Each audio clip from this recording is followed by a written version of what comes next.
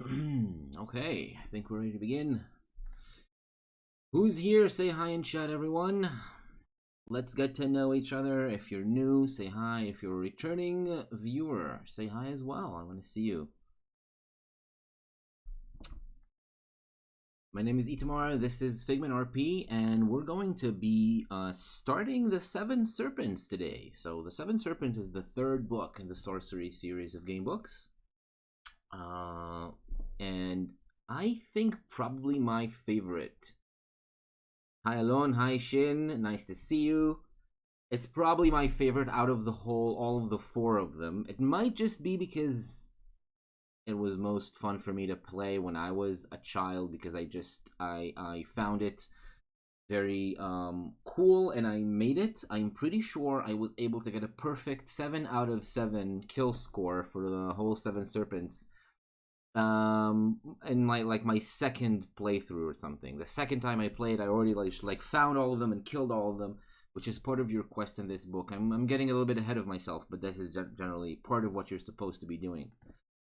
So yeah, weigh in if you remember this book, for good or for bad. If you remember, if you really liked it or not, please tell us. I'd like to know what your experience with this was, and whether or not I'm the only one who enjoyed it, or if maybe other people did too. Right. Okay.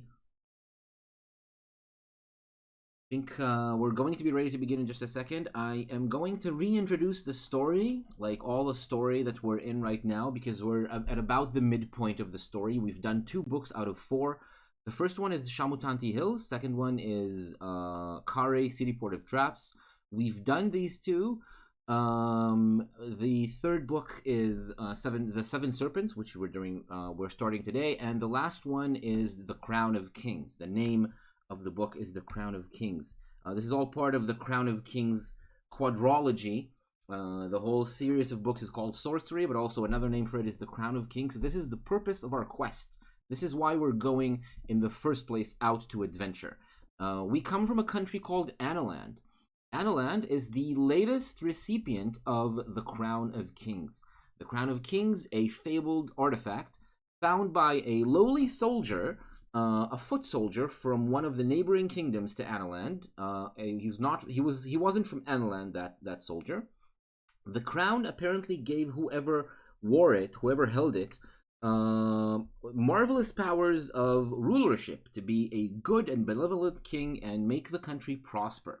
So that person became the king of his country, that soldier, and he just made the country peaceful and prosperous, and he ended all the wars that kingdom was in with the neighboring kingdoms. But he did not stop there. He started passing the crown around and giving it for each of his neighboring kingdoms for 4 years each.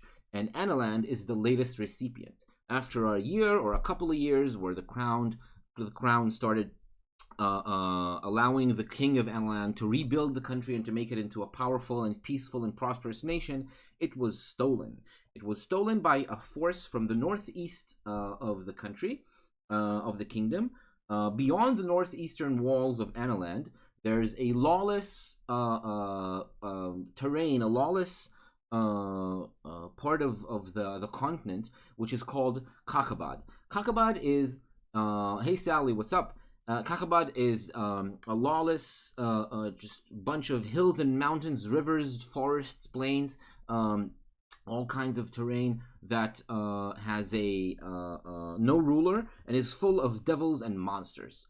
So I'm just going through the story, the background of the story. I don't know if you've heard it, Sally. I don't know if you were here the first time we started playing the Shamutanti Hills back in about a month ago. So if you don't know the background of the story, I'm going over it right now.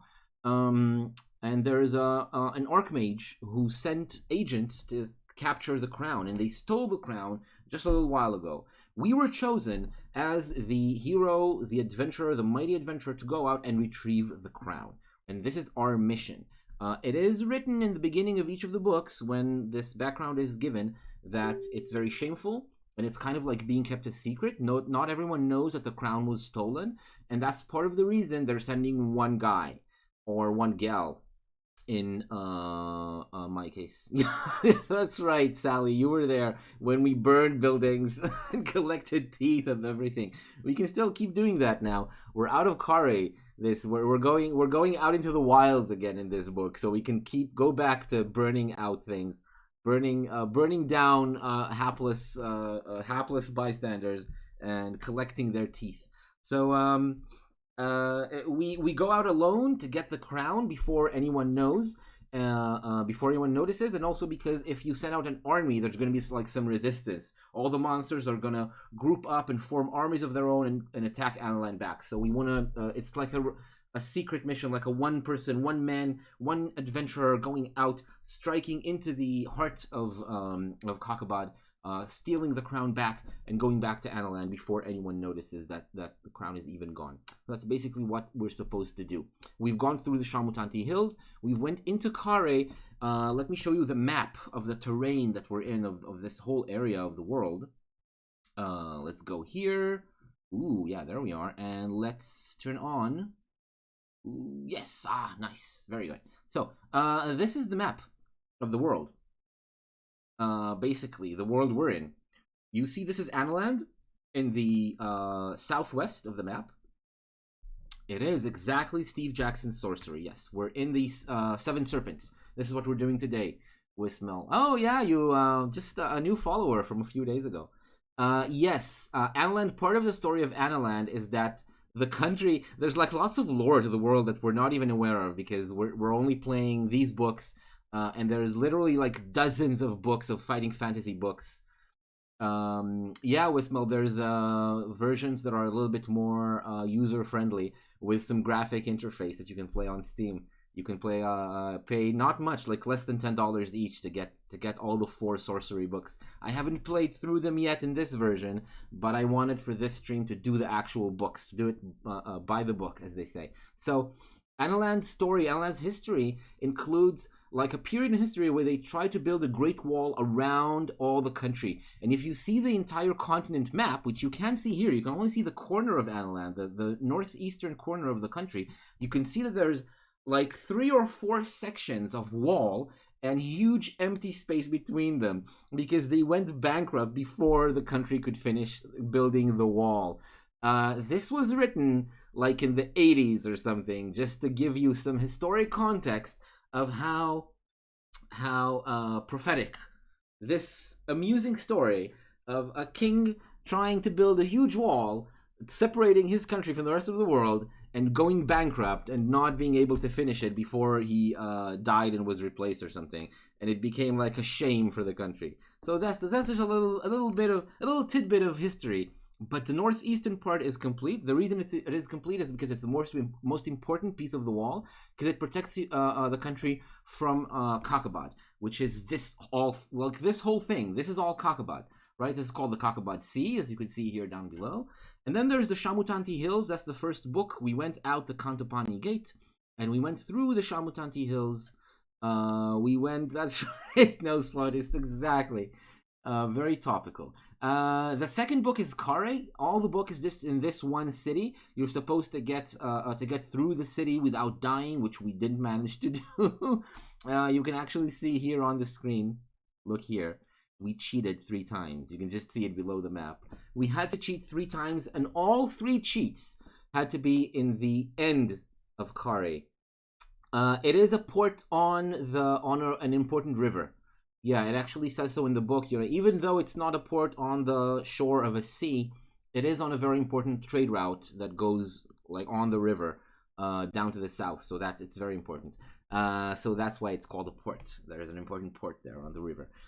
We went through Khare. We managed to go through Khare, or rather, we didn't. And now this book, The Seven Serpents, we're going to go through the Baklands, which is what you see here in the middle of the map.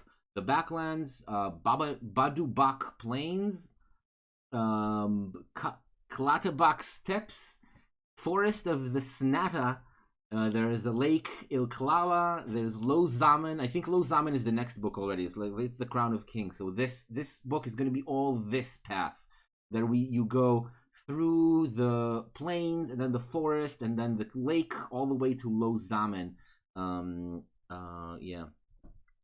Well, the book doesn't have that. The books were a little bit more hardcore than that. If you fight and you lose and you die, the game ends. You're supposed to start from the beginning of the book, right? So you went through the Shamutanti Hills. Let's say you made it in one playthrough. You're going through Khare. You die in Khare for a fight or a curse or just like an instant death somewhere on some corner. You're not supposed to rewind. You're supposed to start from Khare. At the save point is the beginning of the book. That's what's supposed to happen. But nobody did that. No one, not a single person, actually stopped and rewound to the beginning of the books. We all held our thumbs and our fingers in the pages we leafed from, and we just paged back. If we went to a place where we couldn't make it out of a fight, or we made a bad choice, we fell into a pit, a trap, or whatever, we just went back.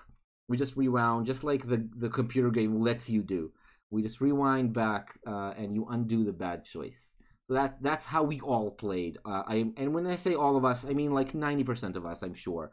We just went back from our bad choices. And this is because I really don't want to restart. After hours and hours of playing through these books, I really don't want to restart. This is the way we're going to play here. If we get into like a bad move, make a bad move, get into a too tight a place, we die for any reason, we're just going to cheat, go back, and keep going. And this is why you see right here that we have already cheated 3 times. So that's Sally, the one session you missed last week, we died 3 times. We died 3 times. So we cheated 3 times already, Sally. I'm sorry to say.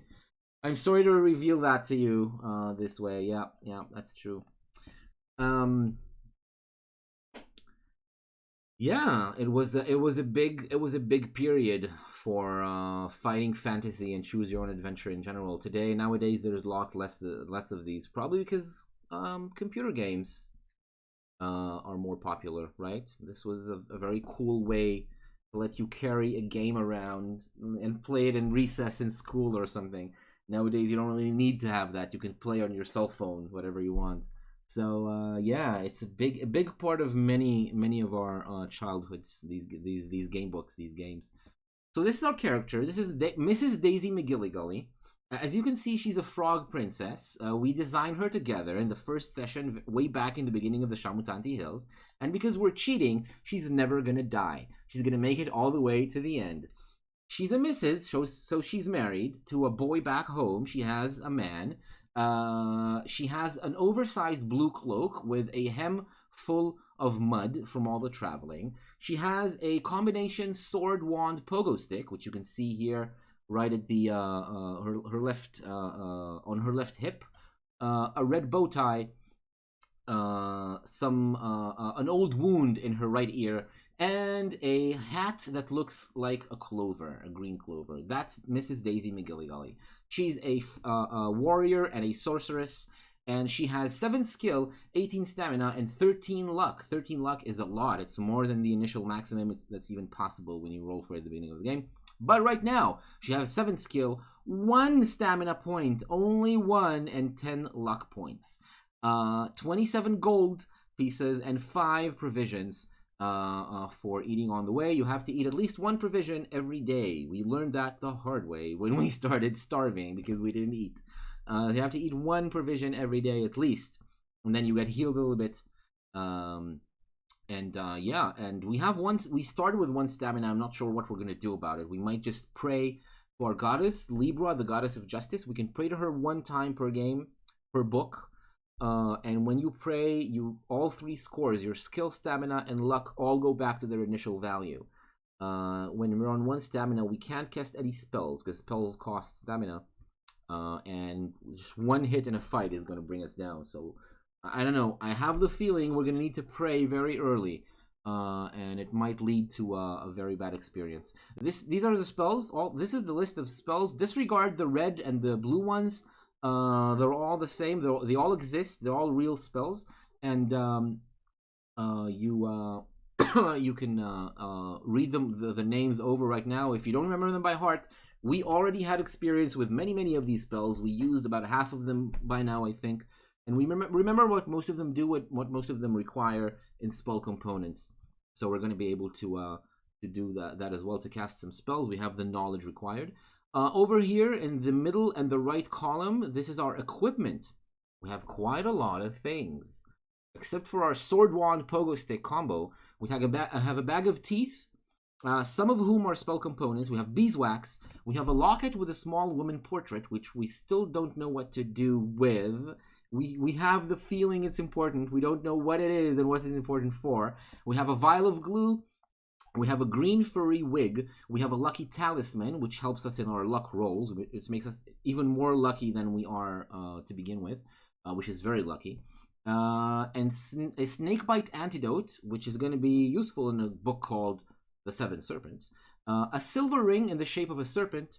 Weird nose plugs, Blimbry juice, jar of glue, ornately carved mirror with gold back. Parchment with unidentified writing.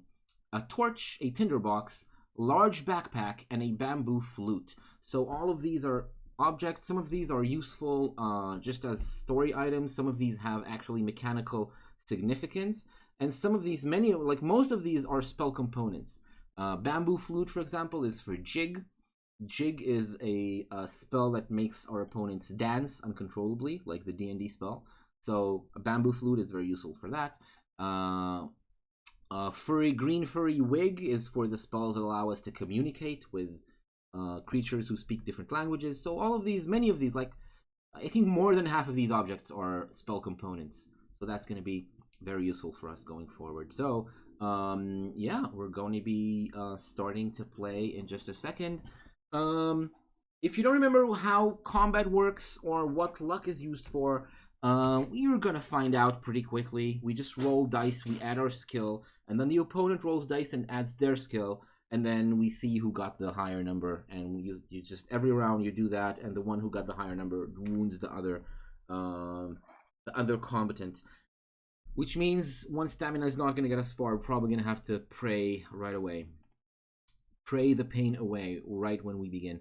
So yeah, we saw the map, we heard the story, and I guess we're ready to begin. I'm gonna narrate, I'm gonna read out the paragraphs, and you're gonna make all the choices. Wherever there's a choice, you are going to have a few seconds to make that choice, and you will tell me what to do. No, we're gonna pray once we actually get in a fight. We're definitely gonna play only when we get into a fight. Okay. Let's begin. Hey, Ken Kinya. Hey, nice to see you. Thank you for following. That's awesome. So yeah, let's start playing. We're just at the beginning, just at the top. Pray in a fight. Useless praying in a fight. Just like Wilk. That's right. Cross reference. Okay, so let's do it. You're out of the gate of Khare, city port of traps. You're out into the plains. It is a gate, just to remind you, it's a gate that was locked by magic, and only once a year it is opened for like traders and the like. So when you go out of the city, you don't go out into civilized lands. It's like it's an open plain in front of you, which doesn't seem to have a lot of features on it right away when you just walk on it. The dark storm clouds roll across the sky, and you start your journey across the Baklands. Yeah, it's the northeastern gate. That's the dangerous side of the city. The harbor, you can still pass through the harbor. Right. Shin, always on the watch. I actually wrote it down. Jesus, I can't remember. I wrote it down and I forgot. Go to 130. We need to go to paragraph 130 because we have a special advantage because we got a ring in the shape of a snake. Look at that. This is the silver ring in the shape of a serpent. It's going to give us an advantage, and we don't know what that is yet. So let's go to 130 before we even start describing where we are. Okay. So, the Serpent Ring you were given will be an invaluable item in this part of your journey, for it has power over the Archmage's serpents. Oh my god, that seems like a big advantage. If you confront the serpents while wearing this ring, you can command them to reveal useful information. You can do this in the following way. At certain references, when you confront a serpent, these references will all end in a number 3. Okay, so all the paragraphs with the serpents where this ring is useful are going to end in the number 3. You may command the serpent to reveal its information by deducting 14 from the reference number you are on and turning to this reference. Nice. So whenever we're facing a serpent and we're in a paragraph numbering something that ends with a 3, we can use the ring to command the serpent to give us information. We need to remember to use it. Remind me whenever we meet a serpent. Remind me that we have that option, please. I keep forgetting, as you see just now. I forgot we had that advantage. If you wish to do this, you must remember this instruction, as no option will be given in the text. We have to remember to do this ourselves. If you do not have the Serpent Ring, you are forbidden from discovering this information, and you should not be reading this reference now. Okay, we got the ring. Nose flautist, don't try to ruin the game. Don't try to ruin it for everyone. Okay. Cool. So, I like this. In each of these adventures, we were given an advantage for the next one up till now. I really hope we get... What I remember, little spoiler alert, if you kill all the 7 serpents... you got a special advantage as well, and that's very cool. Okay, so as I said, you're on the Baklands. You were walking on the plain. There's storm clouds overhead. It seems like the weather itself is trying to tell you to turn back. Of course, you can't. The gate is sealed behind you, and your mission is very, very clear. You need to get the crown and go back home. The plains of Badu Bak are unknown to the mapmakers of Analand. Although certainly uncivilized, the Baklands are inhabited by nomadic tribes and solitary creatures. Not a lot of settlements and cities here. You will find few friends here. Wismail, even though this option is not given in the book, I can tell you as from playing Khare, just playing through Khare right now, I can tell you this is insta-death. So many things in Khare are insta-death if you just take a wrong turn. This is sure to be another one of these options. But yeah, you have to go on. You have to go on and do the mission.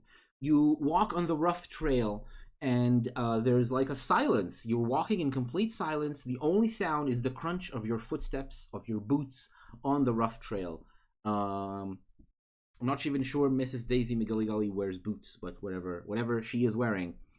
This is the only sound that's audible in the surroundings. Apart from the great wall of the city port behind you, the landscape is featureless, devoid of vegetation, creatures, or any structural punctuation to the horizon. About an hour later, the barren waste is completely unchanged. It's just a featureless plain. The city is all but gone. I explained the motivation when we started. You're going to get the crown back. Did you hear that story, Nose Flautist? There's basically a magic crown. It was stolen by your king, but it didn't belong to him. It was given to him on lease, on loan from another king in order to rebuild the country. Oh, God.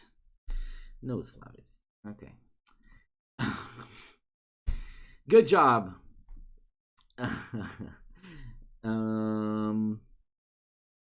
Yeah, we don't know much about the husband, by the way. We don't know much about the husband.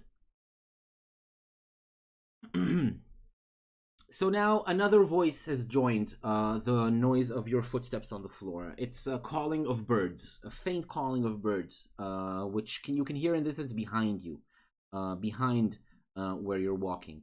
The noise starts getting louder, and you stop. Apparently, these birds are gaining on you quite quickly, and then there's a sudden thought that makes you freeze. Zaman Birdman. Zaman is the name of the kingdom where the fortress of the Archmage is located, right? The Archmage who stole the crown. Zaman Birdman? Surely not this far from their homeland. Crows? No. Crows' calls are not as piercing as those shrieks. Then what? You turn to face your pursuers. From nowhere, a black shape drops from the sky. You duck just in time to avoid sharp, outstretched talons of the attacking bird as it dives at your neck. It swipes and it misses. You steady yourself, you clutch your weapon. The bird has soared past you, and now it's going up into the air to join its group. There's a group of them. 4 dark nighthawks are now circling above you, ready to attack. How will you deal with these creatures? You can draw your weapon, or you can use your magic. We're gonna pray almost instantly. It's a fight right away. So, do we draw a weapon or use magic? I'll remind you, our skill is on the low side. It's not pray plus magic. Okay, so Sally votes pray plus use magic. Nose Flautist votes to pray as well. Yeah, but do we use magic or sword? This is the important question. This is the choice we have right now. So cast your votes.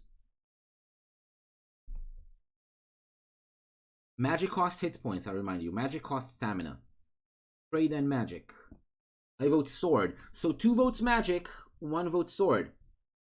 Wisp, if you have a choice, a vote, Wispmel. We don't have stamina to use magic. Yeah, but we don't have stamina to withstand wounds in a combat as well. So both options are impossible if we don't pray. We're gonna pray anyway, and we're gonna restore our stamina to its maximum value. Like almost for sure, it's gonna happen right now. So, like, make your choices if we're on 18 stamina. Magic then. Okay, 3 votes magic, 1 vote sword. So yeah, we're going to go cast a spell. So let's go to the correct paragraph and let's see what our options are. Which spell will you use? Okay, we're gonna pray in a second, but first of all, make the choice. Which spell? If you don't see the spells, I can read them out for you. There's Wall, Fog, Law, Fix, and Mud. Wall, Fog, Law, Fix, and Mud. And some of these might be made up. Let's see if some of these are made up. Let me try to look. Wall and Law are 2 of the expensive spells, right? Wall and Law are 2, yeah, they are flying opponents. Wall and Law are 2 of the big 6, like 6 spells that cost 4 stamina and are always going to be useful. Mud. Nose Flautist says no mud. Mud does exist. It is a real spell. It's not a trap, but it might not be useful as well. I don't know. There is Fix. Is there Fix? I don't see. Yeah, there is Fix. Fix is a real spell as well. And Fog is a real spell as well. So all 5 of these are real spells. They all exist. All 5 of these are real. So there's 1 vote to Law, which is what Shin wants us to do. Fog would make visual impairment. Yeah, it sounds like it, right? I don't know if Wismel, I don't know if you remember this and you're speaking of out of memory or if you actually are guessing. But whichever one, I recommend you use whatever information you have, because I don't remember everything about these books. Like previous watchers remembered a lot. Shin usually knows a lot about the books. Shin usually remembers a lot of this, what the spells require and what they do.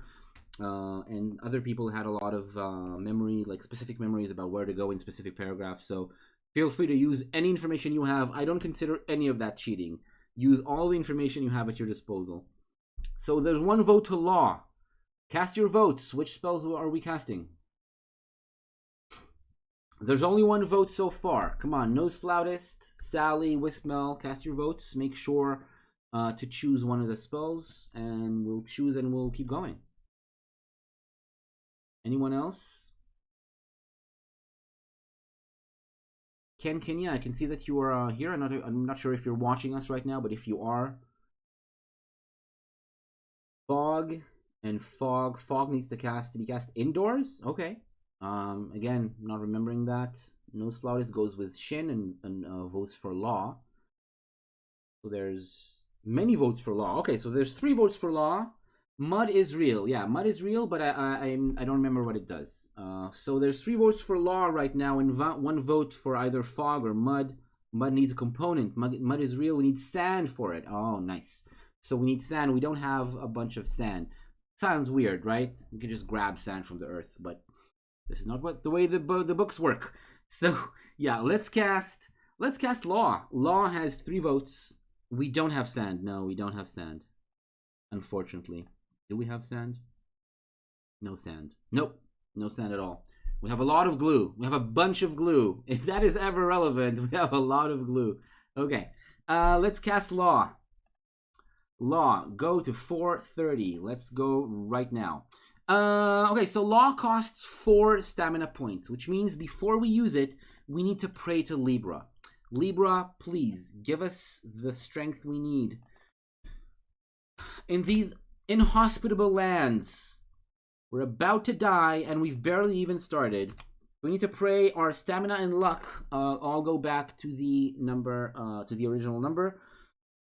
And yeah, we've used our one prayer for this book. A big glue bubble. Yes, that's what Grubble would do.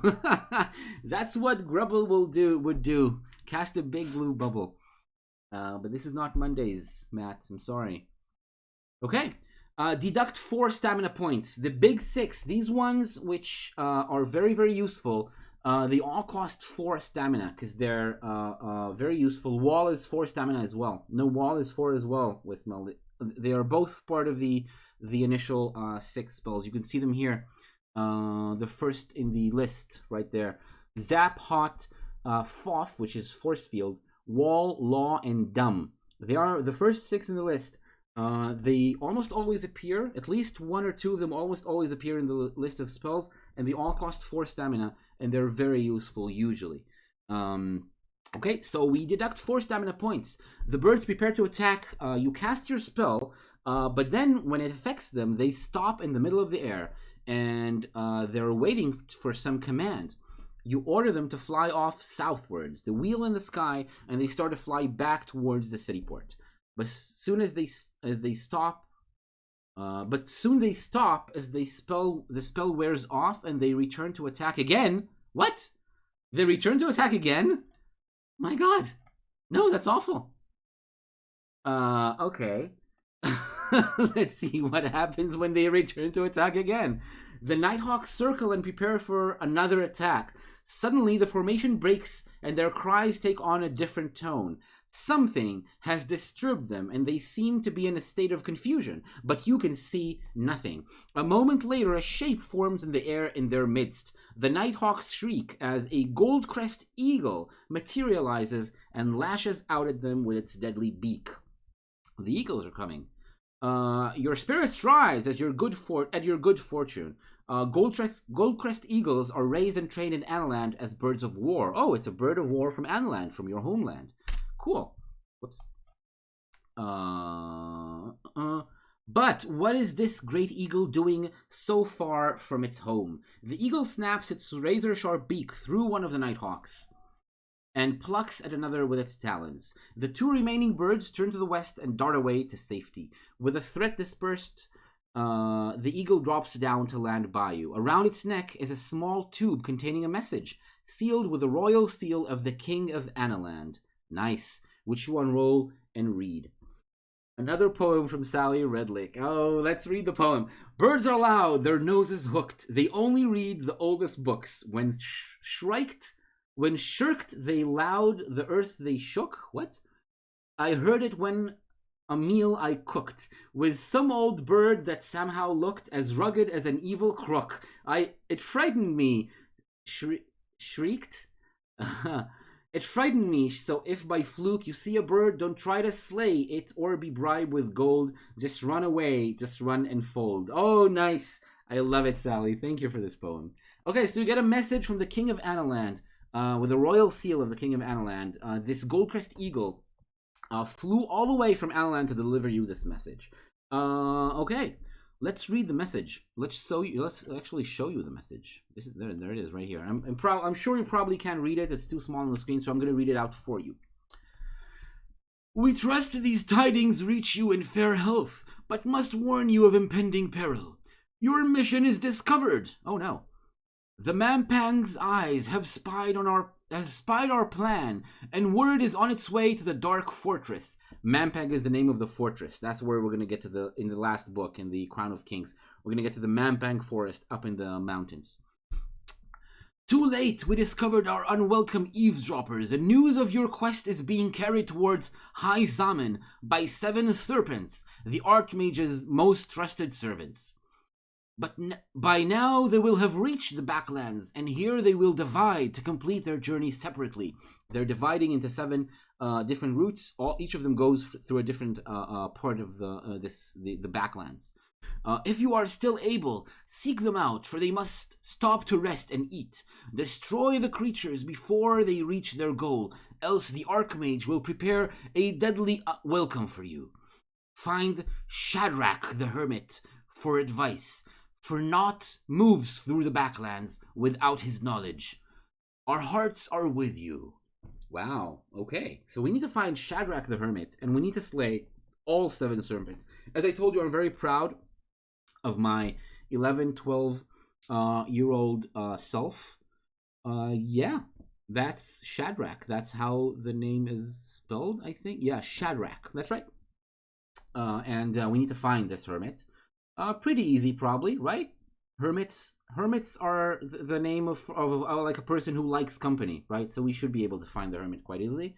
So I actually I think my second playthrough, I managed to find and kill all the 7 serpents. You don't actually have to kill all 7 of them to make the book, like to finish the adventure. You can kill none of them or any number between 0 and 7. But the more you kill, the better, the more advantages and bonuses you get. And if you kill all 7, you get a special advantage because the spies, the message didn't get to the Archmage when you get to the fortress. Yes, Sally, exactly. You look back at the great bird which brought this welcome warning, but it's no longer with you. It's like Batman. It delivered the message and it's just disappeared behind your back, not even shrieking one shriek of farewell or good luck before it went. You stuff the message into your tunic. The instructions are wise. If your mission is to succeed, you must undoubtedly find and destroy the Archmage's messengers before word of your arrival reaches Mampang.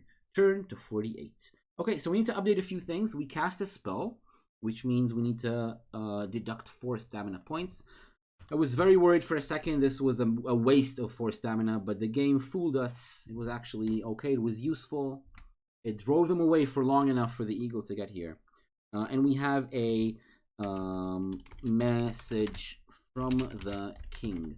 We're writing down everything because everything might be useful. Any item might be useful during our journey. Okay, and yeah, you continue to walk. You continue to trek across the barren Baklands for a few hours. On the horizon, a solitary leafless tree appears as you head towards it. You may rest and take provisions here and add 2 stamina points if this is your first meal of the day. Do we eat or not eat? Make your choice and vote while I keep reading the paragraph. A noise in the branches disturbs you. You look up and hear a voice calling your name.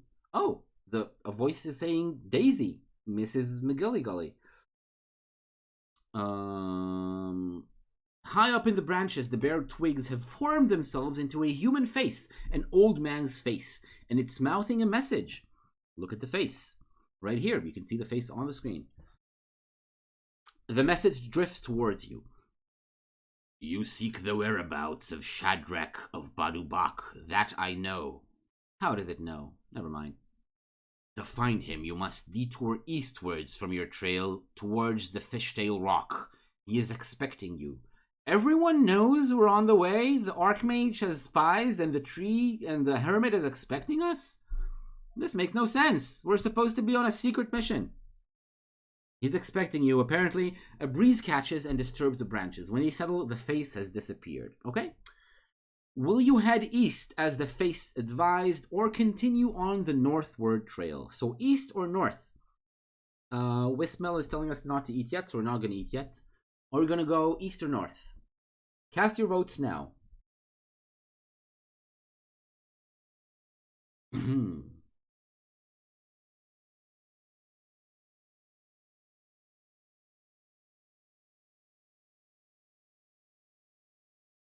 Yes, east, Shin says.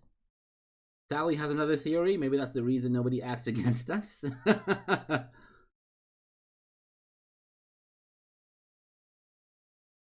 Don't eat, go east, go east. 2 votes east, 1 vote north. Alright, so east is leading by 1 vote right now. Going once. Going twice. Any other votes? Gone. Alright, we're going to go east. Cool. We're going east. Oh, okay. That's a long paragraph right away. Look at that. Look at that picture. The Fishtail Rock comes into view a little further on. It is well named with 2 peaks as if a huge fish were half buried in the plain. Oh, so it looks like a fish tail up from the ground.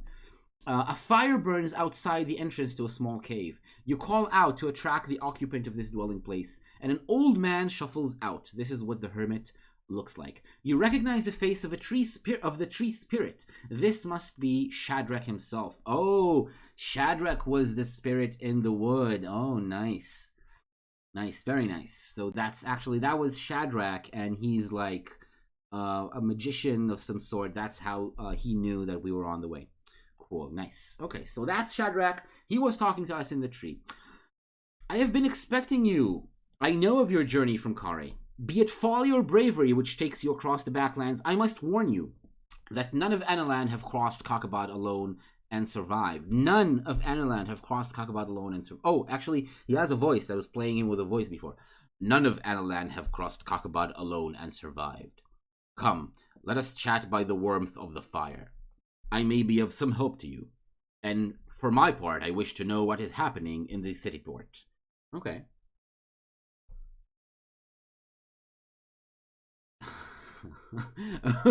Wismel is trying to rebel against the direction that we're getting. I'll have you know, Wismel, you're probably remembering the books quite well. I'm getting the sense that you remember a lot from the books.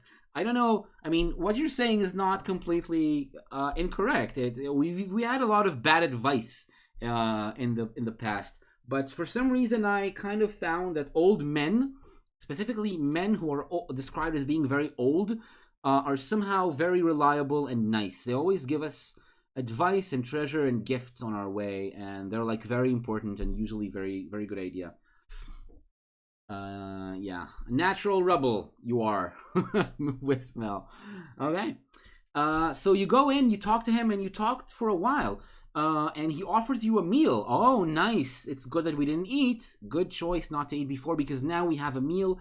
We can eat with him, and we get 2 stamina points back because it's our first meal of the day. So we're going to go up to 16 stamina. That's very nice.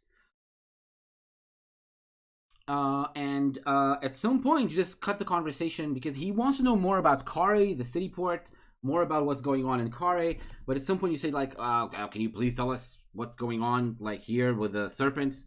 Ah, the 7 serpents, indeed. They are in the Baklands, but I know not that it was news of your journey that they carried back to Mampang. I knew not. I knew not that it was your journey that they carried back to Mampang. Let me tell you what I know of them, for they are no friends of mine. Okay. Legend has it that some 12 years ago, the Archmage of Mampang fought and slew a mighty hydra, which dwelt in the caves of High Zaman. So formidable a foe was this creature that the Archmage took its 7 heads to Mampang, where he used his black arts to resurrect them as 7-winged serpents. They became his personal messengers, and as an act of faith, he assigned each to one of his own gods. In return, the gods bestowed their own powers on these foul creatures to aid the Archmage.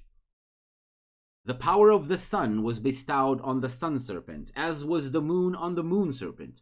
Earth, water, fire, and air became powers of 4 more serpents, and the last, the Serpent of Time, was given perhaps the greatest power. Wow. But each has its own weakness.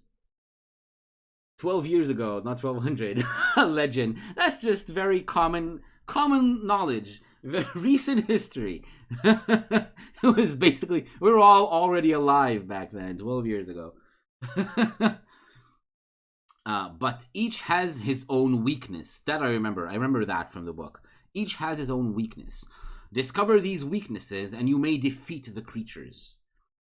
For otherwise, no mortal stands a chance against their powers. The serpents keep knowledge of their own vulnerabilities as their closest secrets.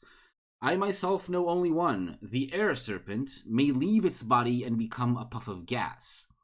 But in this state, it will die unless it is able to re-enter its body within minutes. Destroy its unprotected body, and you will destroy the creature. Nice. So for the air serpents, we need to wait until it leaves its body and becomes a puff of gas, and then steal its physical body. So that's very useful. So basically, this took him hours to say, apparently, because it's now late. You can spend the night in Shadrach's cave. and add 3 stamina points. Oh, 3 more stamina. Nice. So we're up to full stamina, up to 18. Very nice. Okay. And next morning, you can set off again. Before you go, Shadrach offers you an ornate gale horn to aid you in your journey. Will you now... Oh, an ornate gale horn. A gale horn? What's a gale horn? Ornate gale horn. A what? Is it like a hunting horn or like an instrument? You blow into the horn? Okay. Will you now set off northwards or rejoin the main trail? Okay, so we either go north from here or we rejoin the main trail. So we rejoin. Wismel chooses to keep us not knowing what the horn does, which is definitely reasonable. It's your choice what to share or not to share. I'm kind of excited to know. So either we go north from here or we go back to the main road we were on before, which means going back west and then going north. We go north from here or back to the main road. Shin votes north. That's 1 vote. Cast your votes, please. North or back to the main road? Main road, but Shin knows what they're doing. So Sally, you have to make a choice. You have to make a choice. If you're voting with Shin, say north. If you're voting the other way, back to the main trail. Off-road north. Yeah. We're taking our own trail. We're going off-road. Main route. Because I'm tired. It's early morning. We just slept.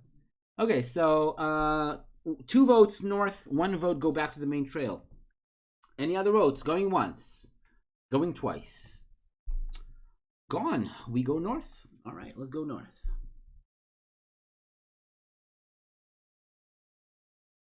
You head on across the plain. You keep your ears and eyes open for warnings of danger. Suddenly, the ground beneath you rumbles. You lose your footing and fall over on your back. Test your luck. If you're unlucky, you have broken 1 item of your equipment. Oh no. So we test our luck. To test our luck, I'll show you how to do it. Even though right now it's an auto success. We roll 2 6-sided dice. And now we rolled an 8, as you can see on screen. But our luck is 13. We can never roll more than our luck as long as our luck is 12 or higher. In fact, even an 11 is going to be an auto success because whenever we roll our luck, we're going to subtract 1 from the roll because of our talisman, our lucky talisman. So that means we don't have 2 mirrors. No, we traded 1 of them away, but we still succeeded. And our luck goes down to 12. Whenever we test our luck for any reason, our luck goes down by 1 point. So we get progressively unlucky as we test our luck more and more. But this was an auto success. We had no choice, no chance of being unlucky in this one. So we're lucky nothing breaks. You pick yourself up. You see the ground in front of you breaking up, and 2 long claws emerge. The hole becomes larger, and out of it crawls a giant Badu beetle. Badu beetle of the Badubak Plains. It turns towards you and it advances. You need to fight it now. Will you choose magic or your weapon? Again, the same choice as usual. Failing meaning rolling higher than your current luck. Exactly, Wismel. If you roll higher. So when we get to 10 luck, 10 luck is the first time that we will have even a chance of failing. Because of our talisman of luck, we treat our luck as 1 higher than usual, right? So only when we get to 10, there's even going to be a chance of failing. Sally votes magic. Shin votes magic. That's 2 votes magic. Any vote for magic or using our sword, other than these 2. Check magic options before choosing. We need to choose before we know. You see, let me show you the beetle, actually. You can see the beetle here. That's the beetle. Very fearsome beetle. Seems actually quite terrifying. And now you can see we need to choose to use magic or your weapon before we know. So we're going to go magic as long as we have high stamina. But remember to try to use the cheaper options, the ones that cost less stamina.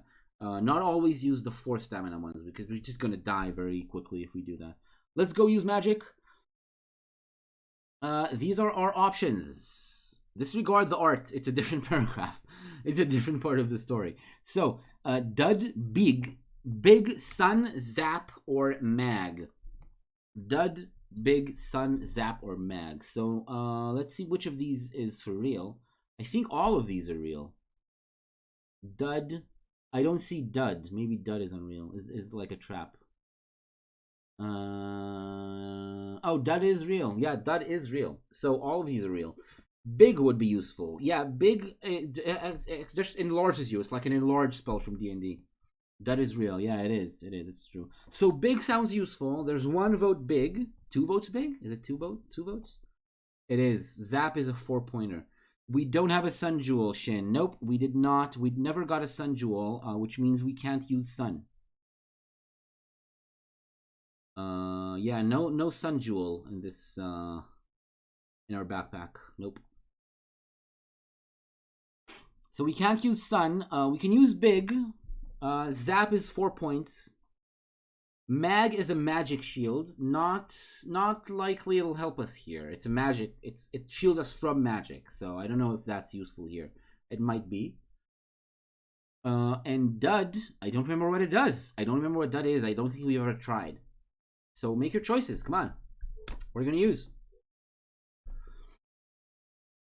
There's only 1 vote for Big now. If nobody else votes, then we go Big.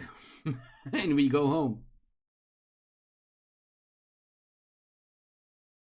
Going once. Going twice. All right. Chosen Big with 1 vote. Let's go Big. Deduct 2 stamina points. The beetle stops as you cast a spell and grow in size before it. You may attack it now at double your normal skill. Double. My lord. Double the normal skill is a big advantage. We discovered even like 2 or 3 points advantage in skill means you're for sure gonna win. And with double skill, it means we have 14 skill. So that's a lot of skill. That's a very high skill. So we go to the paragraph where we fight. The 2 of you close in for battle. The Badu Beetle has 7 skill, and we now have 14. So we paid 2 stamina to have 14 skill to the Beetle's 7. It seems like a good deal. That's a good deal. So we rolled 2d6. We rolled an 8. We add our 14 skill for a total of 22. The Beetle starts from 7, which means it has absolutely 0 chance to beat us.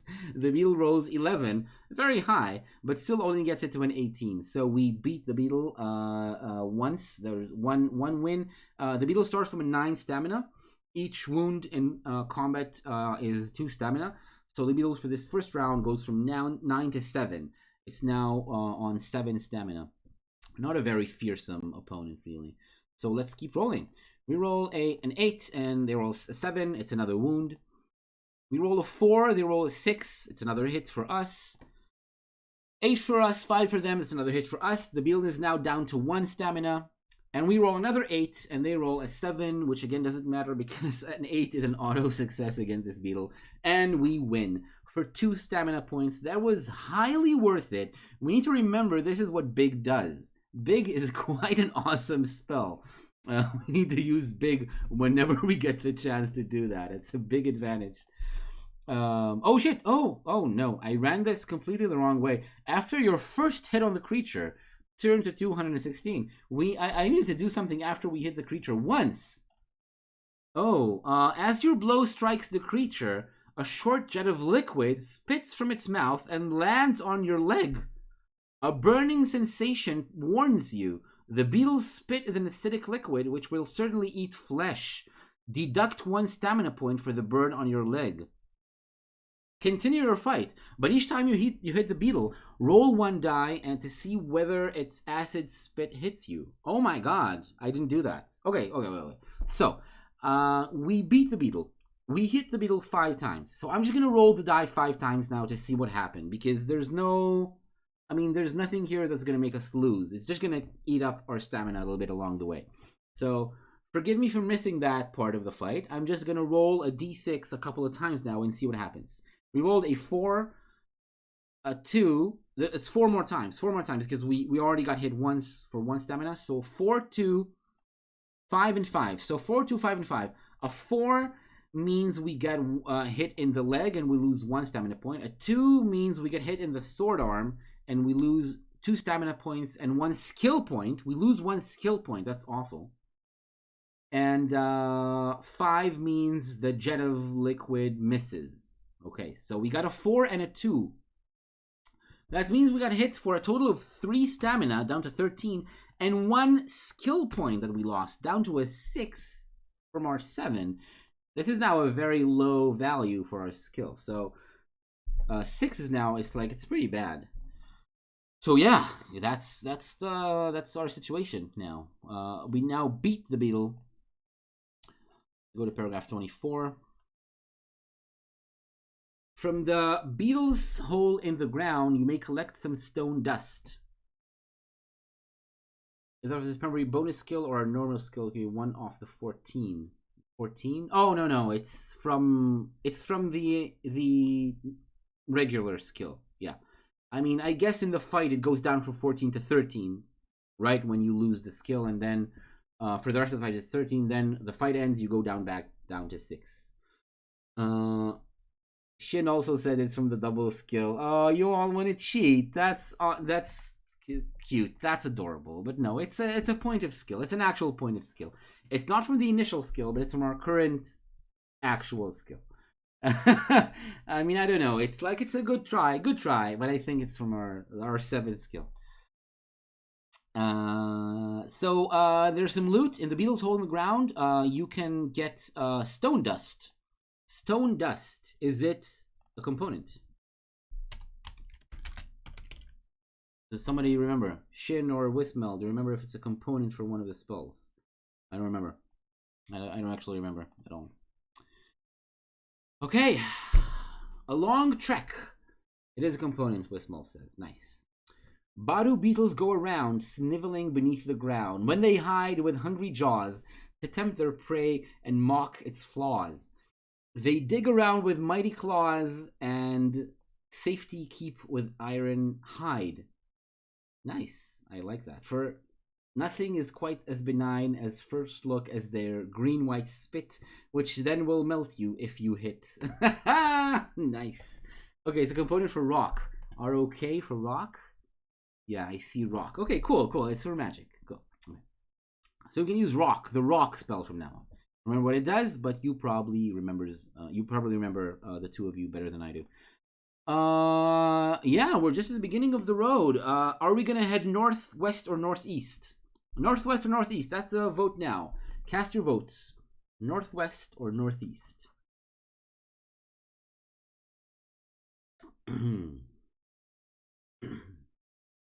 Northeast, Wismel says. Cool. Any other votes?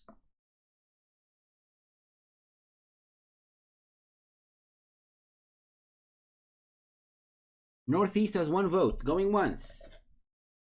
Why not? Yep, northeast. Okay, so it's 3 votes northeast. That seems like everyone is of the same opinion. Northeast. Okay, so you carry on across the plains. It's the same plains. It's the same plains. Yeah, generally we are heading north and eastwards from Khare to the end of the journey in this book. Yeah, and in general throughout the whole quest.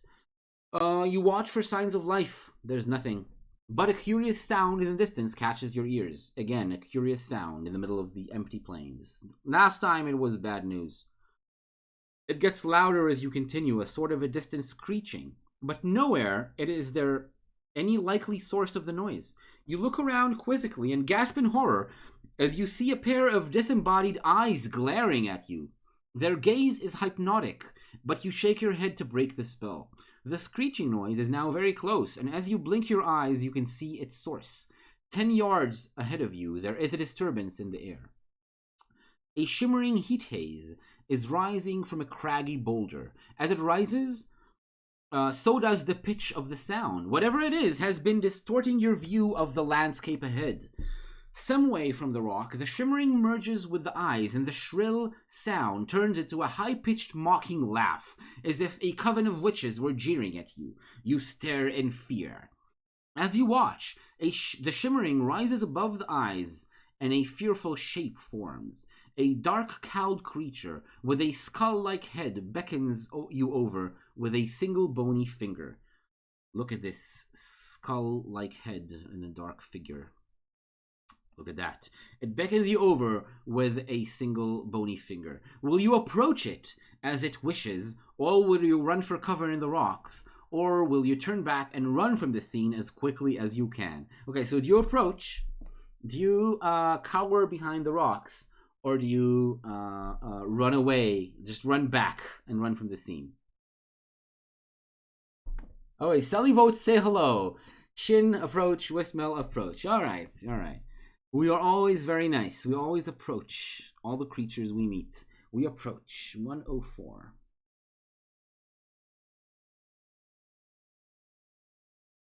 The sight in front of you appears to be a death wraith, and you step forward cautiously. Death wraiths are powerful undead creatures. It is still beckoning you with its finger, but as you approach, it spreads its arms wide to clasp you. You must act quickly. Death wraith, I will tell you, was one of our cheats back in Khare. We found out some information about the death wraith, so we have some options now to draw a silver weapon, a normal weapon, or cast a spell. And we don't have a silver weapon, so it's not really an option. We only have either a normal weapon or a spell. But normal weapons don't hit death wraiths. We can't hit them with a normal weapon. So we have that option, but in Khare, we fought with normal weapons and we just died. We just found out that our weapon just passes through the wraith. So Westmel already says spell, and I'm gonna go with that vote. Because we know that normal weapons don't work. Unless somebody wants to say something else real quickly, I'm just gonna go with casting a spell because we know not to fuck with death wraiths with normal weapons. All right, okay, yeah, spell. Everyone wants spells, and that's the right choice. Here are our options: Nap, Mag, Fix, Dim, and Sus. We had at least one option to buy a silver weapon. Yeah, there was a silver bow, or a bow with silver arrows we could buy in Khare, but we didn't buy them. Okay, so Nap, Mag, Fix, Dim, and Sus. Some of these I don't remember what they gave it up for a useless jewel. We did. We gave up a silver weapon that we already had. That sucks. Well, no, we lost it. Whatever was the reason, I don't even remember. We lost the silver weapon we had. Do we cast Nap, Mag, Fix, Dim, and or Sus? I guess out of these, Sus is real, Dim is real, Nap sounds like it might be real. Oh yeah, it is real. Nap is real. Sus is sus. Thank you for that useful information. We also have Mag, which is a magic shield.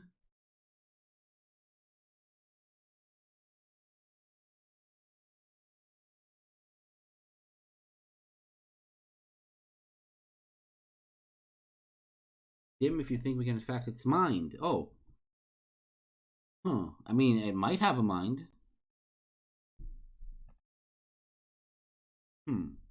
Wonder.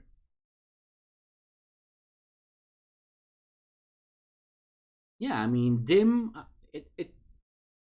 It's mind affecting. Yeah, mind spell sounds good. It sounds like a good idea. Oh, Shin voted for Mag actually. So there's one vote for Mag and now 2 votes for Dim, right? So let's just make sure we know what your votes are. I think I count 1 vote for Mag and 2 votes for Dim. Make sure. Going once, change your vote if I misinterpreted what you wrote. Going once, going twice. All right, we cast Dim. We cast Dim. Let's see if this creature has enough of a mind to be affected by Dim. Okay, Deduct 2 stamina points. You cast your spell, and the Death Wraith stops and shakes its head. It looks at you dumbly and then looks into the sky. Now is your chance to attack it. Draw your weapon and attack. While it's in confused state, you will fight it with... It has 5 skill and 9 stamina. 5 skill. Oh, that's nice. We have 6 skill, so it's a little bit more than they. Sus tells you what the best course of... Oh, yeah. It tells you, it gives you advice. Right. Yeah, right. Sus just gives you advice. So, okay. So each attack round, you must throw 1 die. A roll of 1 to 4 means it will stay confused for the next round. A roll of 5 means it will return to normal in the next round. A roll of 6 means it will return to normal in the next round, and it manages to get in a lucky slash with its bony fingers for an extra 2 stamina. So we want to roll a 1 to 4 every round. Yeah, I mean, right now it doesn't say that we have to use silver weapons. Right now it's like we can use a regular weapon, right? So we're just gonna attack it with a regular sword, wand, pogo stick combination. Yeah. So you may either decide to spare its life when you've reduced it to 3 stamina or less, or you can finish it off if you finish it off. So we fight a creature with 5 skill, which is almost as much as we have after we've already cast a spell. So let's see what happens, and it might shake off the confusion every round. So let's see. Yeah, apparently there's several kinds of Death Wraith. This is a lesser Death Wraith. The other one was a greater Death Wraith, I guess, in Khare. So we roll a 5. They roll a 10, which means they hit us. We paid 2 for the spell, and now we lose another 2 stamina. So we're down to 9 stamina. Jesus. Another round, we roll a 6, they roll a 6. This is a hit for us. They go from 9 to 7. And now that we've hit it, every attack round, we must throw 1 die. Oh, we needed to throw even the last round as well. Well, let's just throw this one. Roll a 5. Shit. Yeah. It threw off the confusion in the first time around. So wait. It now has 9 skill. And we have 6. We're going to lose this fight. It has 9 stamina. It starts from 9, and we have 9 stamina now. I guess, yeah, we're just gonna die, right? So, we don't have a chance to cast a spell now. We have no chance to cast a spell right now. But, I say we cheat. We cheat again. We go back to where we could cast a spell, and we cast a different spell. We just stop in the middle of combat, and we cast another spell. Yes, we are going to rewind time. Because otherwise, 9 skill. Thanks for the follow, Glavius091. You've joined us at an inopportune moment where we just decided that we had no way to beat off a Death Wraith. To roll mine and roll 4, we get a free hit. Oh, we roll every attack round. It will turn to normal in the next attack round. Oh, it doesn't cast off the spell completely? I guess, yeah, Wismel says something a little different. My interpretation was a little wrong. I guess we can still use the spell.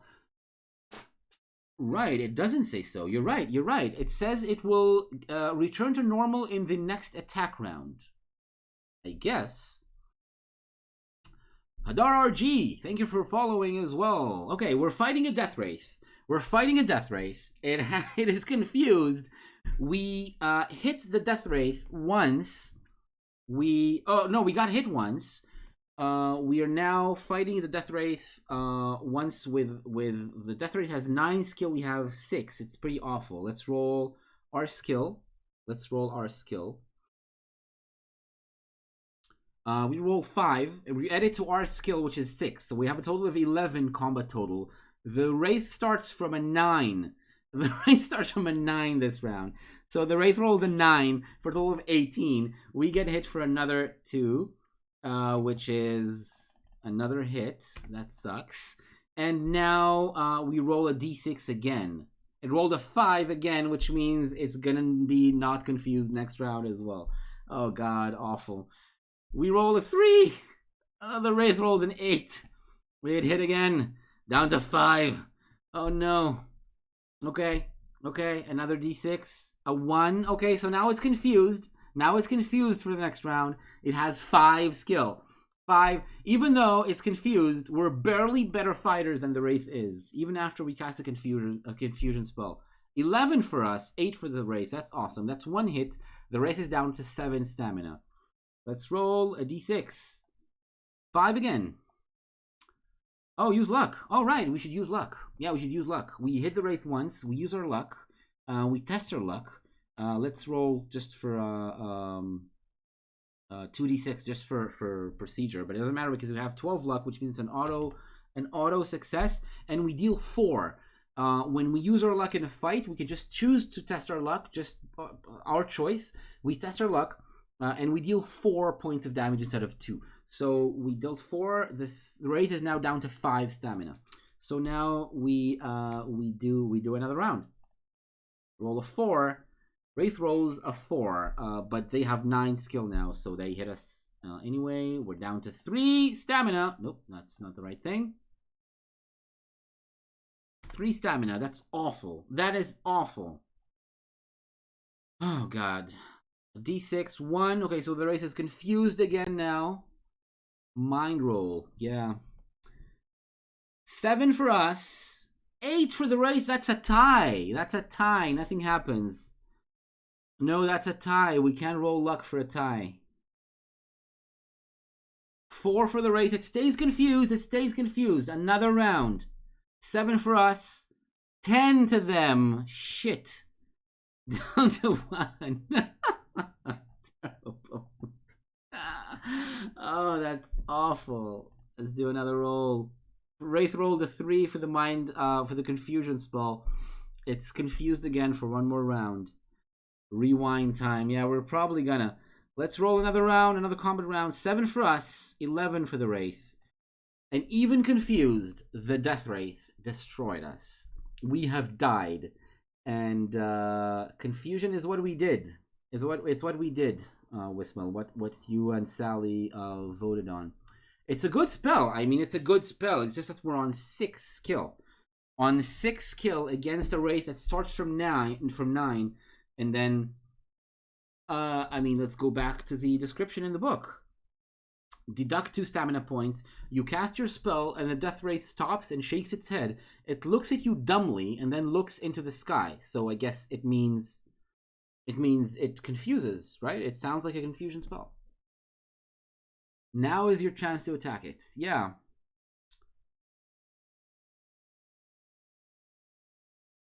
Stays confused. Oh yeah, it says confused. On a roll of 1 to 4, it means it will stay confused for the next attack roll. It's a confusion spell. It's definitely a confusion spell that we cast. Okay, I think we just cheat and we say that we rewind time and we just destroy the Death Wraith. Or let's go back to cast Mag, which means that an attack going to fail. I don't think so. It says it fights with skill 5. It doesn't say it doesn't attack. It says the Wraith fights with skill 5. So it's not that powerful. Maybe in other fights that's what it will do, but right in this paragraph what it says is it fights with a skill 5. So yeah, we died, but let's go back because I think that it's for us. It's just we made the wrong choice when we cast this spell. So we need to choose another one. The second place was Mag. So now I'm just gonna give you 2 choices: cast Sus, which gives you advice, or cast Mag, which is a magic protection spell. I'm choosing Mag as well because that's what Shin voted for in the last time he voted for a spell. I'm gonna go back up to 13. We rewound time, and I'm gonna increase the cheat counter to 4. We cheated 4 times. Try Sus. It will give advice. I want to see the advice. So Sally votes for Sus. Any other votes? Anyone votes for Mag or for Sus other than Sally? Going once. Going twice. 2 votes for Sus. 0 votes for Mag or anything else. So let's try Sus. Sure, let's go for it. Let's go for it, man. Let's just do it. Deduct 2 stamina points. You wait apprehensively as the spell takes effect. The death rate in front of you is not so much a trap as an illusion. Oh, wow. You feel strong indications of impending danger involving a reptile of some sort. You may challenge the creature in front of you with a normal weapon. Oh my god, it's an illusion. But there's danger involving a reptile, which kind of sounds like a snake. Okay, so we lost 2 stamina, but it kind of sounds like we made a good deal. It's an illusion, it's not a real wraith, which is why we could fight it with a normal weapon when we cast the confusion spell. As you draw out your weapon, the death wraith lets out a fearsome shriek and lunges at you. Resolve your battle with the creature. Death wraith with a skill of 9 again. Oh, Jesus. No, it doesn't. Sus reveals to us that it's an illusion. We can just fight with a normal weapon, but it still has a skill of 9. We're gonna lose. It has 9 stamina and 9 skill. We have 11 stamina and 6 skill. Use all the luck. Let's try. Worst case, we cheat again. We start from 12 luck. That's where we were at the beginning of the fight. Let's do it. 6 for us, 8 for them. We take 2 stamina. I'm not going to use luck when we take a wound because it changes from 2 stamina to 1 stamina. And I prefer to do it when we hit them because then we make, we change the wound from 2 to 4. It's worth more stamina points when we hit than when we get hit. I think it's the right idea. We rolled a 5, they rolled a 9. Jesus. We got hit again. We're down to 7. We rolled a 6, they rolled 7. We rolled 9, they rolled 10. That's 3 more hits. We're down to 1 stamina. If I'd have been for the last wraith, I'd have said run. I mean, yeah, the wraiths, we know the wraiths are immune to normal weapons, even though this one isn't. This one is not a normal wraith. It is not immune to normal weapons. It just has 9 skill, and we don't. And the big spell, which we found is the most powerful one. No. We're not doing that. We're going back. Let's cast Mag. I'm going to check what Mag does. I have to check what Mag does. Because one of the spells has to be...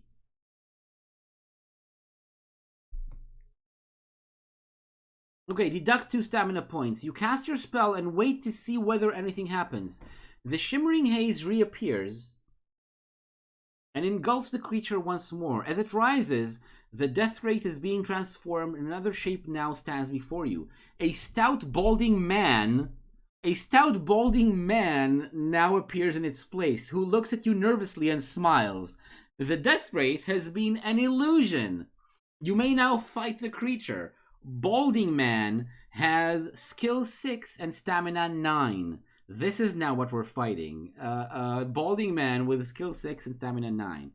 Or, so if you win, turn to 143.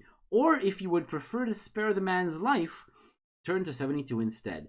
So now we have the chance to spare the man's life. Notice, if you will, that we're on 11 stamina, on 6 skill. The balding man is on 6 skill and 9 stamina. It's not even clear that we'll win if we fight, but we still have the chance to spare his life. So we're going to spare the man's life. We're definitely going to spare his life. God, this was a crapshoot. This was a... Oh, God. We had no choice there, right? Although he's a terrible person, fight. No, Sally. No, Sally. We've talked about this. These violent tendencies, burning everyone, fighting to the death. We need to be smart. We need to conserve our resources. Let's conserve our resources a little bit. He pleads with you. Have mercy, stranger. I will not harm you. Perhaps I can help you if you spare my life. What are you? A bandit? Here, have my gold. Or a warrior. Here, take this chakram. Its blade is deadly and its aim is true. Oh, perhaps a wizard? I'll give you this magical powder for your spells, but leave me in peace. He basically gives you everything he has. You bend down to pick up his offerings. A money pouch contains 9 gold pieces. The chakram is a sharp throwing disc. We all know what a chakram is from Xena, Warrior Princess. Before a fight starts, you may throw this at an enemy. If you do, roll 2 dice. If you roll a number less than your skill, you will hit it for 2 stamina points of damage. Nice. We can, before a fight starts, we can roll. If we roll under our under our skill, a number less than your skill. So right now it's not very likely. We need to we need to roll less than 6 to hit, and we get 1 free hit for 2 stamina points. And the magical powder is yellow in color and is contained in a small glass vial. So small yellow magical powder, which is probably a component of some spell, right? With small yellow powder in small glass vial. Okay, sure thing, buddy. We got a yellow powder. We got 9 gold pieces, which brings us up to 36. It's very nice. It's a lot of gold. And we got chakram. Yes. Let's make another. Let's move all these away. We don't need all these poems now. We don't need all these poems. This is from probably from previous books, and I'm not sure these are going to be useful at all any longer. Like clues in poem form. So chakram. We need to remember to use the chakram before the beginning of fights. Used for nip makes you small and fast. Nice, nip. Okay, good. Well, remember that then. Used for nip. Good to have you, Wismel. You know all the secrets. You know all the lore for this game. Okay, so you lower your weapon, you speak to the man, and you ask about the 7 serpents. That's the most burning issue right now. The 7 serpents is the most important thing. Oh yes, they flew over yesterday. In fact, one of them, his voice trails off and his eyes widen. Oh no, ah! You watch in amazement as he keels over backwards. Something has frightened him to death. Turn to 143. Nice. We meet the first serpent. Oh god. Okay. Okay, yeah, Wismel has revealed that they're using a spell list. That's cool. Whatever information you have, we accept it. Nothing is cheating if it's coming from the viewers. This is the rules of this format, by the way. If you say it, I don't ask. Don't ask, don't tell. I just assume it's all your wonderful memory from when you were in primary school. Okay. In an instant, your world goes black as if the sun has been snuffed out like a candle. Snuffed out like a candle. A hissing sound gets louder and louder, and a glowing moon appears above you. Jesus. The round shape suddenly uncoils itself, and a great shimmering moon serpent hovers in the air above you on glistening wings. Before we do anything, Shin is reminding us. This time, I gotta say, I did remember, but it's really good to have you around, Shin, to remind us of the secrets. Because it is paragraph 143, which means we can get a hint. We can force the serpent to reveal to us one detail. And we go to paragraph 129. You hold up the ring. The serpent hisses loudly. Foolish adventurer, your ring will not protect you from my wrath. Your death is certain. But by its power, I must reveal to you my secret. 4 guards protect the entrance to the fortress of Mampang. But this information will do you no good, for you will never reach the high fortress. Now return to 143 to deal with the serpent. Okay, we now write this hint down. 4 guards guard the entrance to Mampang. It's too long for here. I need to put it up there. It'll be in the new hint section. The new hint section. Watch the entrance to Mampang. Okay. Let's reduce the font a little bit. Okay. This is the first out of many hints. It's from I think it's from the nice old man at the end of Khare. Sally, you weren't there. It's the second session of Khare. And some point there. I think this was the old man who gave us the last line of the spell. I think it was from him. I think. Okay.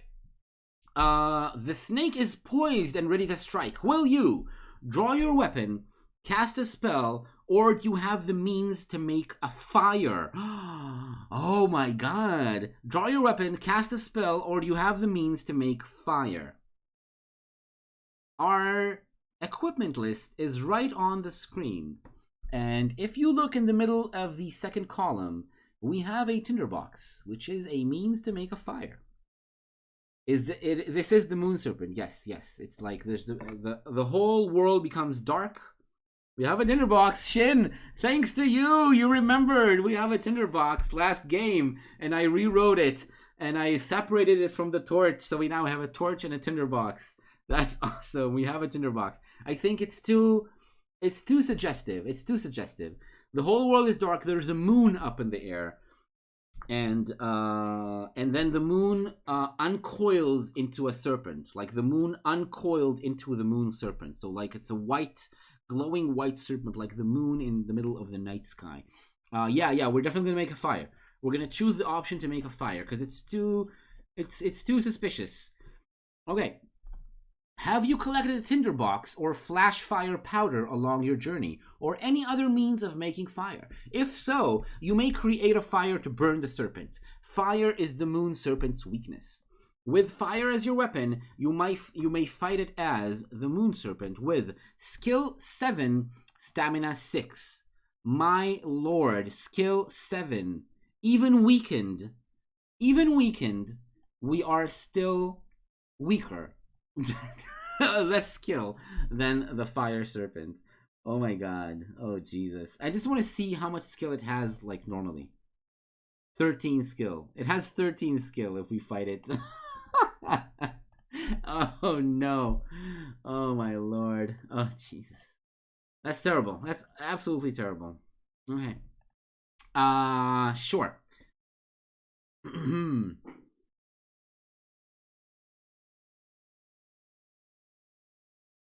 Yeah.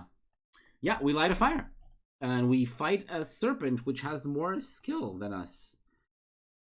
I mean, so if we still had the prayer to our goddess, to Libra, if you fight it with magic, we can cast Fireball. Oh, there's the Fireball option? Maybe that's better. Maybe that's better. Because we just suck so much as a fighter. Oh Lord, oh no. Yeah, let's go cast a spell. Let's go see what happens when we cast Fireball. Yeah, these are the spells we can cast. Let's take a look at the spells. The fire seemed too useful, right? The fire seemed like it was too. Yeah, their hot spell is here. You see the 4th spell in the list is hot, and hot is Fireball. It's one of the big 6. It's one of the ones that costs 4 stamina. But spending 4 stamina in order to cast Fireball sounds. Yeah, we have hot. We definitely have hot. Okay, let's try. Let's see what hot does. 377. Yep. Squeals in agony. Turn to 62. It dies. We just kill it. We just kill the serpent. Yeah. If you cast the hot spell, you just kill the serpent. And this is what we do. We spend 4 stamina. We're getting down to 7, by the way. Yeah, but no, we killed it. Before your eyes, it shrivels, coiling into a ball. Moments later, all that remains is a small crystal orb, which you may take with you. Oh, I remember that as well. You get one cool magic item or spell component from each of the serpents. So we got a crystal orb from this serpent. This is not portend well. God damn it. Crystal ball. Crystal orb, sorry. We got a crystal orb. We lost 4 stamina. Yeah, we need stamina for everything. It's definitely true, but we would lose more stamina than 4 in the fight if we fought it. And yeah, sometimes it's hard to know. It's hard to know what's gonna happen, man. It's hard to know what's gonna happen next because it's a tough book. It's very tough. Oh god. I remember it as being my favorite one, by the way. Out of all 4, this was my favorite one. All right, let's keep going.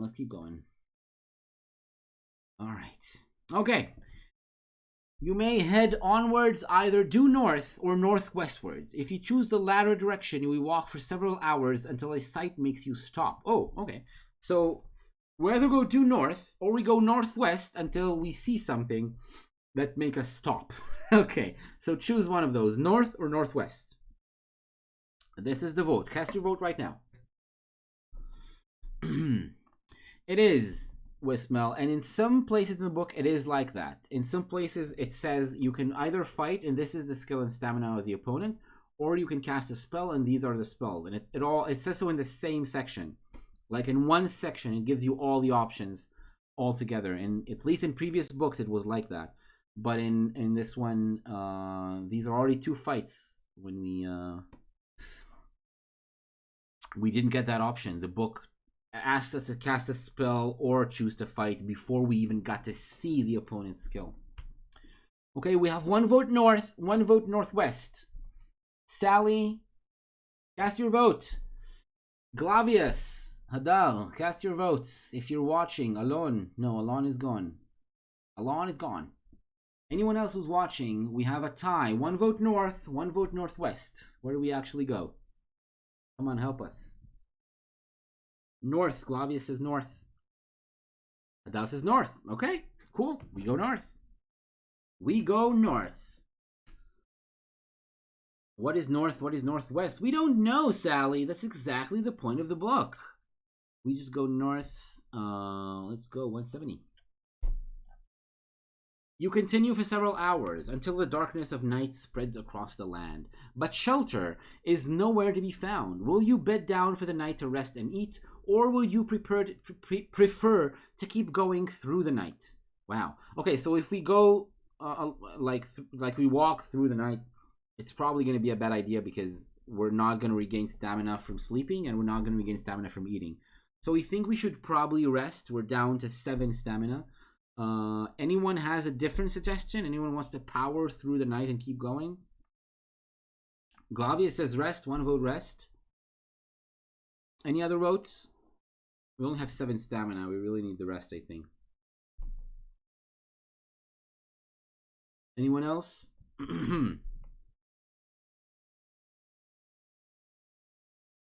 Rest. Yeah, it seems the audience wants to rest, so I think I'm gonna go with these 2 votes from chat, and we're gonna rest. Rest and eat. Okay. If you have provisions, you can eat provisions, and if you do so, you can get 2 stamina points if it's your first meal of the day, or 1 if you've already eaten. We definitely do that.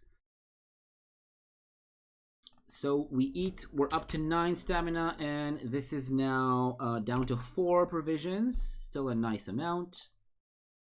And we go to sleep. You cover yourself up, you curl up on the ground, you have this oversized blue cloak. Mrs. Daisy McGilligilly has this oversized blue cloak. Even though it's a bit muddy, we still need to, we still can cover up with the blue cloak. And yeah, we go to sleep. 10 minutes later, you're fast asleep. Suddenly, you're startled and spring to your feet. A hissing coil of fire hovers above you in the air. 2 sharp talons reach down and grab at your pack. The serpent of fire clutches your rucksack and beats its wings to lift it into the air. Will you dive on to your pack and hold on for dear life, or will you allow the serpent to fly off with it, but follow along on foot? So do we hang on to the pack while the serpent is flying up, or do we follow along on foot? Please cast your votes right now. This is a cool choice. I like it. I don't remember which is which. Grab it, follow, hang on. Okay, so 2 to grab, 1 to follow. Hang on sounds good. So 3 votes to hang on, 1 vote to follow on foot. Any more votes? Any other votes? Hang on. Let's be an action star. Going once. Going twice. Sold. Let's go. Paragraph 100. Okay, you grab on, you pack, the pack, you hold on. The serpent flaps with its powerful wings, and it actually manages to lift both you and your pack. It takes both of you up. Hint? Oh, is there a hint? Maybe there was a hint. I forgot. No, there's no hint. There's no hint. It's not the paragraph ending in a 3 yet. What happens in the movies? What happens in the movies, Wismel? What does happen in the movies when you follow a flying creature? No, I don't remember. Yeah, the serpent flaps and it manages to lift both you and your pack into the air. You're now hanging to a fiery serpent who's holding your backpack and flying to the north, slowly into the night. Meanwhile, you struggle to get a decent grip. It must be planning to take you towards Lake Ilklala. If you remember the map I showed you when we just started, the lake is like the last part of this part of the journey. Like the last part of this leg is Lake Ilklala. This is the last thing we'll have to cross in order to get to the foot of the mountains. So it's going to take us to the lake. A blast of wind blows across the serpent's path. This gust is so powerful that it all but douses the creature's flames, and you're able to make out the serpent's natural red body in the midst of the fire. Ooh, I bet this is actually... They fly away because you can't run as fast. Okay, so what you expect happens. You run off after a flying creature, they just fly away, and you just lose your backpack. Yeah, I think that's probably what would happen, right? I think methinks this is a hint what's happening right now, because sand is dousing the flames of the serpent. Sand must be the weakness, the secret weakness of the fire serpent. And you start to see the serpent's natural red body in the middle of the fire. But the blast is not a freak occurrence. You're now being taken by a tremendous wind blowing you this way and that. A gritty taste in your mouth confirms your suspicions. You have flown straight into a sandstorm. Oh, how unlucky for the poor snake. You keep your eyes tightly shut, but you're aware that the serpent is waging a tough struggle against the storm. You drop suddenly for an instant in the air until the creature resumes its grip. You actually drop, the snake dives down and catches you again in the air and keeps flapping with its fiery wings. But then above you, the sand is just like damping the serpent's fire more and more. And it's flapping frantically, but you just fall again. You fall out of the serpent's grip and you fall faster and faster. The serpent's flame goes out and it follows you. It falls alongside you in the air. Down, down, down through the air. And with a great thump, you land on the ground. So you land on the ground, on the hard ground, and the serpent of fire is right next to you. Let's see what happens next. Wow. Okay. What? No, that's not the right paragraph. 287. Sorry, I went to the wrong paragraph. It was a weird thing. Okay, you open your eyes to and shake your head. Where are you? You're lying on the ground next to your backpack, with your tunic pulled up over you. What of the sandstorm and the fire serpent? Everything is as it was when you went to sleep. Was it all just a bad dream? Then, if so, why does your head ache as if it has been pounded by a mallet? I guess you actually lost consciousness for a while there. You look around and you yell and you leap from your position because a wooden club is crashing down right where your head had been until a second ago. 3 tall, spindly creatures with powerful arms and ugly faces are staring down at you. Oh, the snake is gone? Jesus. So the snake of fire, the fire serpent is just, I guess we'll meet it again later. But now we need to remember that sand is the weakness. We need to remember that. Sand is the weakness of the fire serpent. These are the creatures with spindly arms and clubs. I don't know. A bad dream. No, it wasn't. It was for real. I'm sure it was for real. Okay. Tall, spindly creatures with powerful arms and ugly faces are staring at you. They're dressed in animal skins and carry clubs as weapons. One has an amulet around its neck. Ooh, an amulet. Will you draw your weapon to fight them, try to talk to them, or cast a spell? These are your options. Fight, talk to them, or cast a spell. Remember, one of them already tried to smash your head with a club. Cast your votes right now. Sally, as always, votes to talk. 1 vote to talk. 2 votes talk. Any more votes? Go ahead, cast your votes. I'm going to check the spells.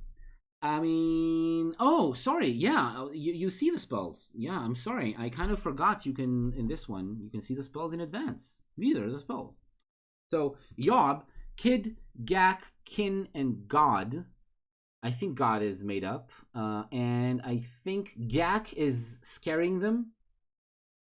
Yeah, this one was my mistake with Mel. This one you can see the spells ahead of time. So, Yob, I don't remember what it is. I don't remember what Yob is. Kid, Gak, Kin, and God. But Gak is frightening them, is scaring them away, which could be very useful. Kid, I don't know. What do they do? Kid exists. It's a real spell, right? We do have a mirror, yes. We do have a mirror. Kid is like an illusion? Is Kid like an illusion? And Kin, what is Kin?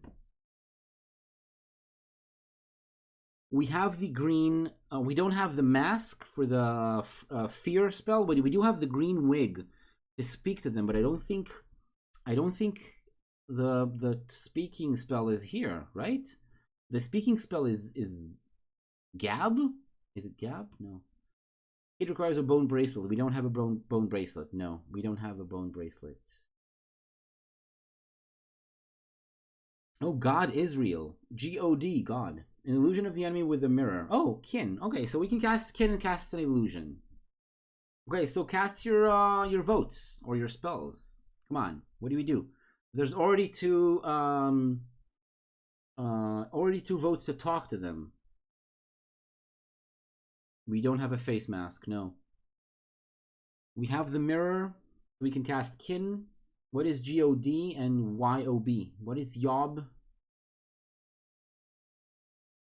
Oh, Yob. We have Yob. We have a giant's tooth. We have a giant's tooth, so we can cast Yob, right? Yob is a giant. Like summoning a giant from a giant's tooth.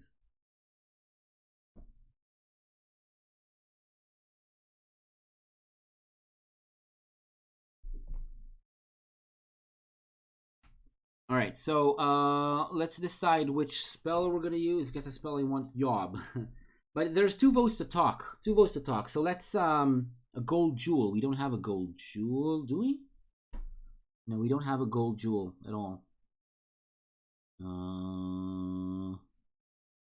Nope, no gold jewel. Nope. So Kin or Yob. So do we talk or not? Another poem. Oh my god. Sand is mighty devil of old, dim when it's hot, dim when it's cold, yellow and angry for ages past. His mind is unyielding, like iron that's cast, but not his resolve that's changing past. And nomad is he, always a move. You'll find it on mountains and world's deepest grooves. Nice. I really think talking is a bad idea since they already tried murdering us. Yeah, it sounds reasonable. But I'm not voting here. So let's redo the vote. Bye, Shin. Good night. Nice having you. Have a nice evening and rest of your week and weekend and the next week. Changing fast, right? Okay, come on. Cast your votes. We have 3 choices now. We're not gonna fight them physically. Either talk or cast Kin, which creates an illusion of the enemies from the mirror, or cast Yob, which summons a giant. So this is your 3 choices. New vote. Cast your votes now. Talk, cast illusion spell, or summon a giant. Good night, Shin.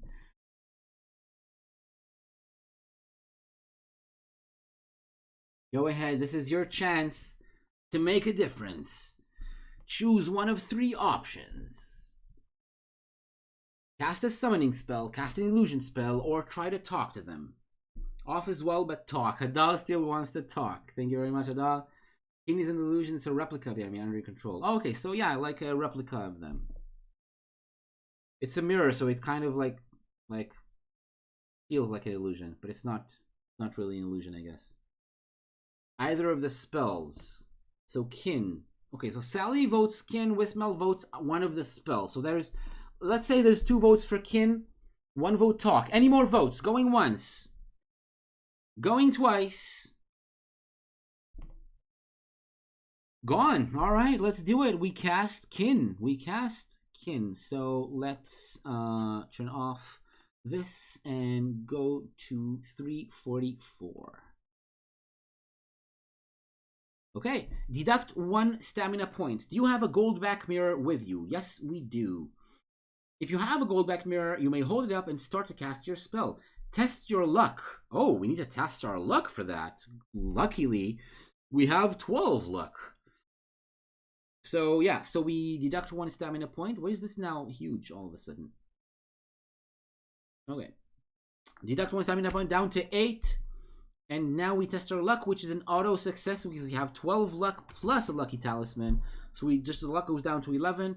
And then we are lucky. Let's go to 381. As you cast a spell, one of the creature throws its club at the mirror, knocking it from your hands onto the ground. You hold your breath, but as luck would have it, the glass does not break, and you will be able to pick it up again at the earliest opportunity. Turn to 188. That's terrible. What? Wow. Sure. No. We lost the mirror. It's not broken, but we lost it. It's not broken because we were lucky, I guess. I guess we were lucky. My God, that's awful. That is awful.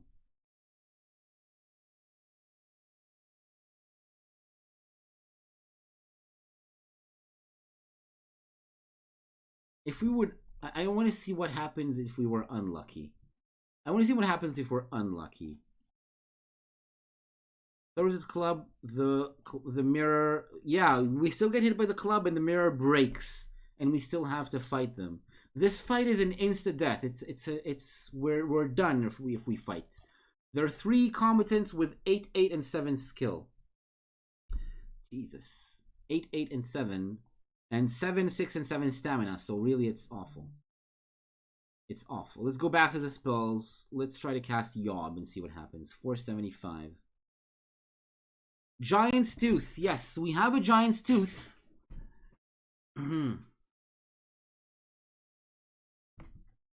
What? Oh my God. When you cast Yob, you need to throw the Giant's Tooth to the ground. See, we have a Giant's Tooth.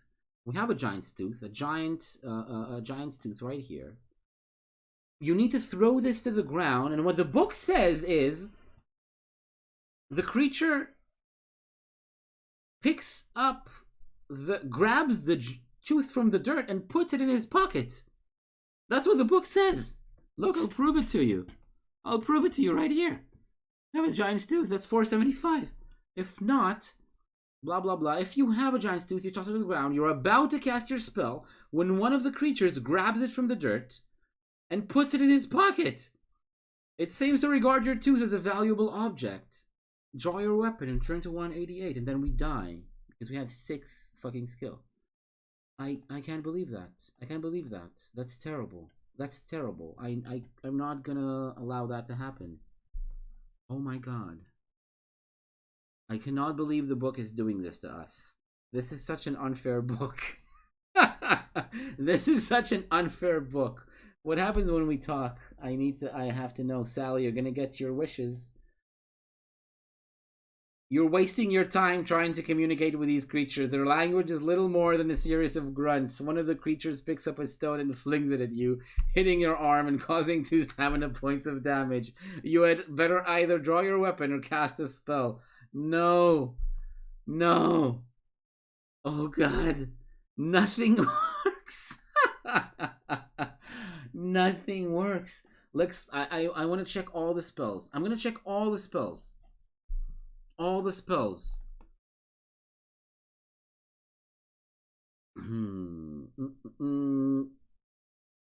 Okay, the kid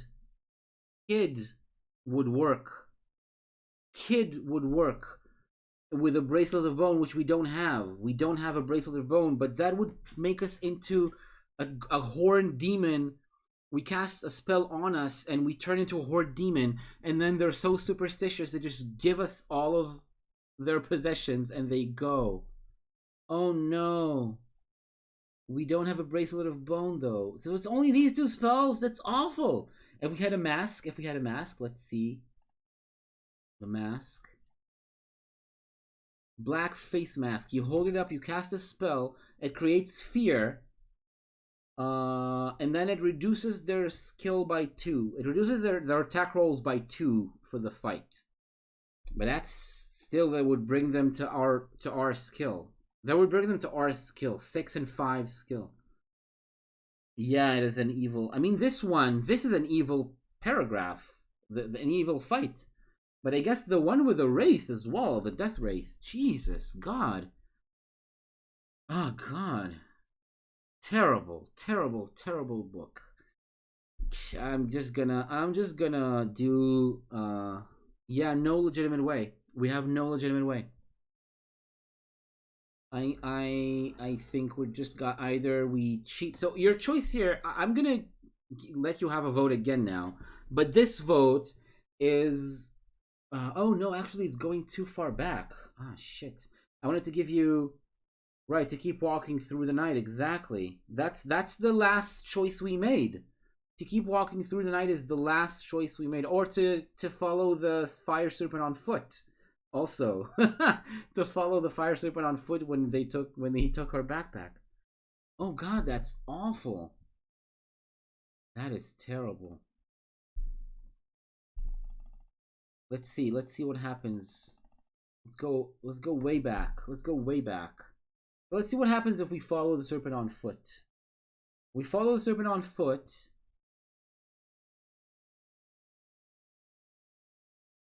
287. It's the same thing. So if you follow the serpent on foot, you follow it underneath the dust storm. Okay, you follow it underneath the dust storm, and the dust storm hits the serpent, and then the serpent falls down on your head, and you are knocked out. And you're knocked out, and you wake up in the same paragraph with the club almost smashing your head. So this is also a false choice. It's a false choice. It does nothing. There's absolutely no difference. We need to go even further back. Oh god. Keep going through the night. Let's try to keep going through the night. It is evil. Yes. So we were on 7 at this point in the book. I want to figure out what's going on. If we walk through the night. Okay, so now we're going to walk through the night. We're going to walk through the night now. Let's see what happens here. Oh, God. You continue walking through the night. You may stop along the way to eat provisions. You may stop. So we can eat provisions as well. We can get the 2 stamina that we got anyway. But going without sleep will make you tired. We deduct 2 stamina. Yeah, we're up to 5 provisions. We eat 1 now. We go back up to 9. And then because we walk throughout the night, we lose 2 stamina. So we're down to 7 again. So we have 4 provisions because we ate, but we're still at 7 stamina. At dawn, you're walking uphill as you enter the Clatterback Steps. From a vantage point, you can survey the bleak countryside, but there are no features to guide you. Now we have choice. Now we have actual choices. So this is where we are. We walked throughout the night. We ate 1 of our provisions. We lost the 2 stamina again. Choosing differently where, Sally? If we chose differently from... we made any of the choices we made before. I don't know. Yeah, so now your choices is... to go northwest, northwest, or north. The meaninglessest choice yet. Northwest, northwest, or straight to the north. This is your choice, dear viewers, dear chat. Make your choice between these 3 clear options. Northwest, Sally says. Which is not a choice that we are given. Oh, God. Oh, no. All right. Northwest, north. Yeah. Okay, so the 2 of you in your own way, I'm hearing that you're choosing northwestwards is what we're going to do. Oh my god. Most awful choice. Your long walk across the Baklands is coming to an end. Okay. In the distance, you can see the wide fringe ahead of you that marks the boundary of the forest of the Snata. You climb up on the rock to get a better view of what lies ahead. The green spread of the forest continues to the shores of Lake Ilklala, which you can just make out on the horizon. We've walked quite a bit. We've passed half the journey. Somehow I'm having the feeling that we should have met more serpents up until now. The rock you're standing on is a suitable place to eat provisions. If you wish to do so, turn to 78. If you do not wish to eat provisions, turn to 300. Do we eat or do we not eat? Please note now that these are two different paragraphs. We did not meet the monk? No. Monk? We met a hermit. Eating and not eating is two different paragraphs. So it's going to be like a story. It's a story choice. Either to stop and eat or not. It'll be our first meal of the day. Our first meal, yeah. The previous one was last night, so it counts to the previous day.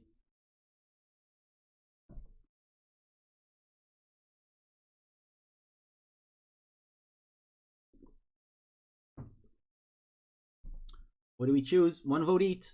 Going once. Going twice.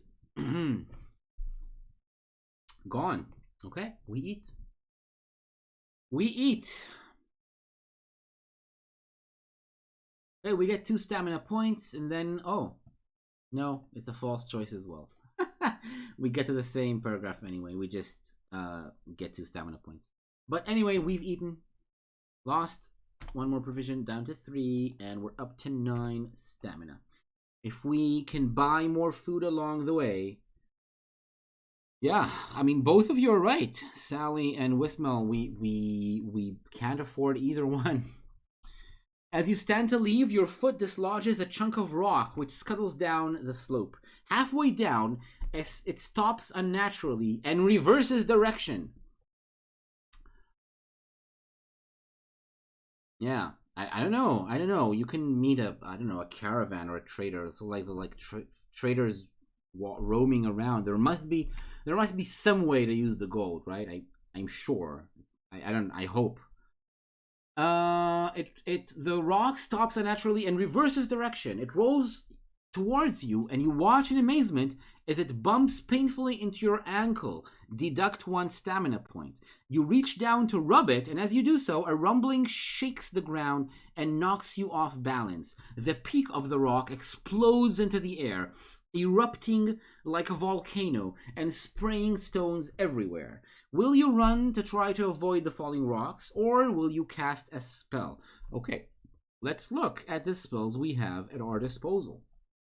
So we have Daz, Mag, Walk, Fog, and Huff. Daz, Mag, Walk, Fog, and Huff. I remember what Walk does. It spends 1 gold piece as a component in order to create a large shield on our arm from the gold piece. I think this is useful. It's going to make a large shield, and we're going to be able to defend ourselves. Although, this book has cheated us in the past more than once. So, run and walk. Okay, so Sally is taking my suggestion, but Wismel is saying run. So there's 1 vote each. If there's a tie, Wismel is saying we should conserve the hit points. Yeah, that is also a good point, of course. Conserve the hit points. So Wismel says run. Sally says walk. This is 1 vote each. It's a tie. There's also other spells if you want to try them. I don't know if any of them will be... Yeah, Sally says, and again, it sounds wise that we'll get hit if we run. Going once. Going twice. No more votes. So 1 each means I'm the tiebreaker, and I choose to cast the spell. We're gonna go cast the spell and see what happens. Deduct 1 stamina points. If not, blah blah blah. If you have a gold piece, you can cast your spell on it to form a magical shield, which will protect you from the rock shower. Turn to 30. But using your shield, you will not lose any stamina points at that reference. Oh, nice. It's going to protect us from all loss of stamina. And we go to the same paragraph. We're going to go to the same paragraph. So we were going to see what happens when we run. Because it's the same paragraph we would go to if we ran. You cover your head and run down the hill while the stones shower the ground all around you. Roll 1 die. This is the number of stamina, the points that you lose as they fall on you. So we lose 1d6 of stamina, 1 to 6 hit points. If you wish, you may test your luck. If you're lucky, only the smaller stones, and you take half damage. So you take 1d6 of stamina, and if you get lucky, you test your luck and you get lucky, you take half of that, so it's 1d3 stamina. Instead of that, we spent 1 stamina and 1 gold piece in order to avoid all damage. I think this was a good choice. So we're down to 8 again. We're down to 8. You blah blah blah. The falling stones roll under your feet, making it difficult to keep your balance. You slip and you land on the ground with a thump. Okay. We landed on the ground.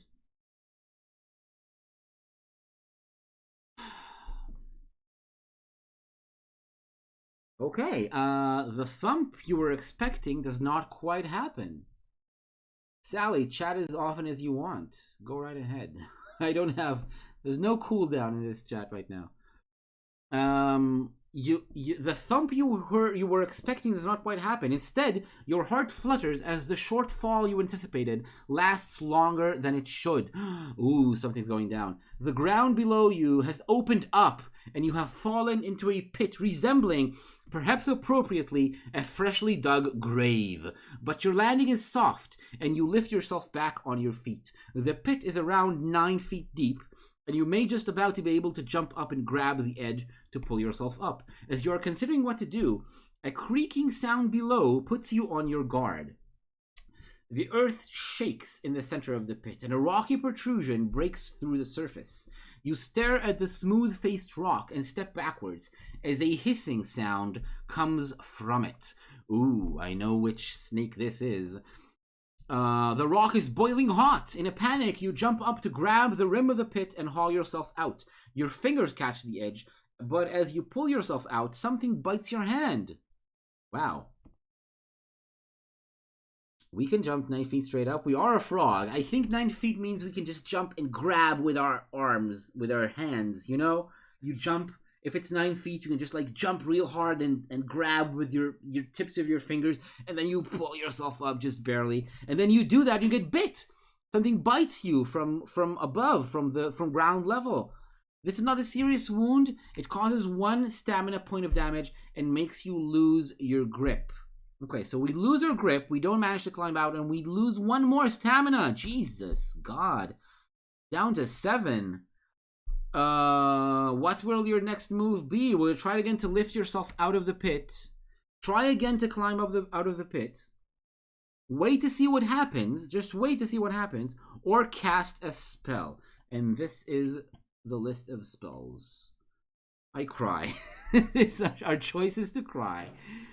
Okay, so these are our choices of spells. Bag, mud, foff, dock, and fix.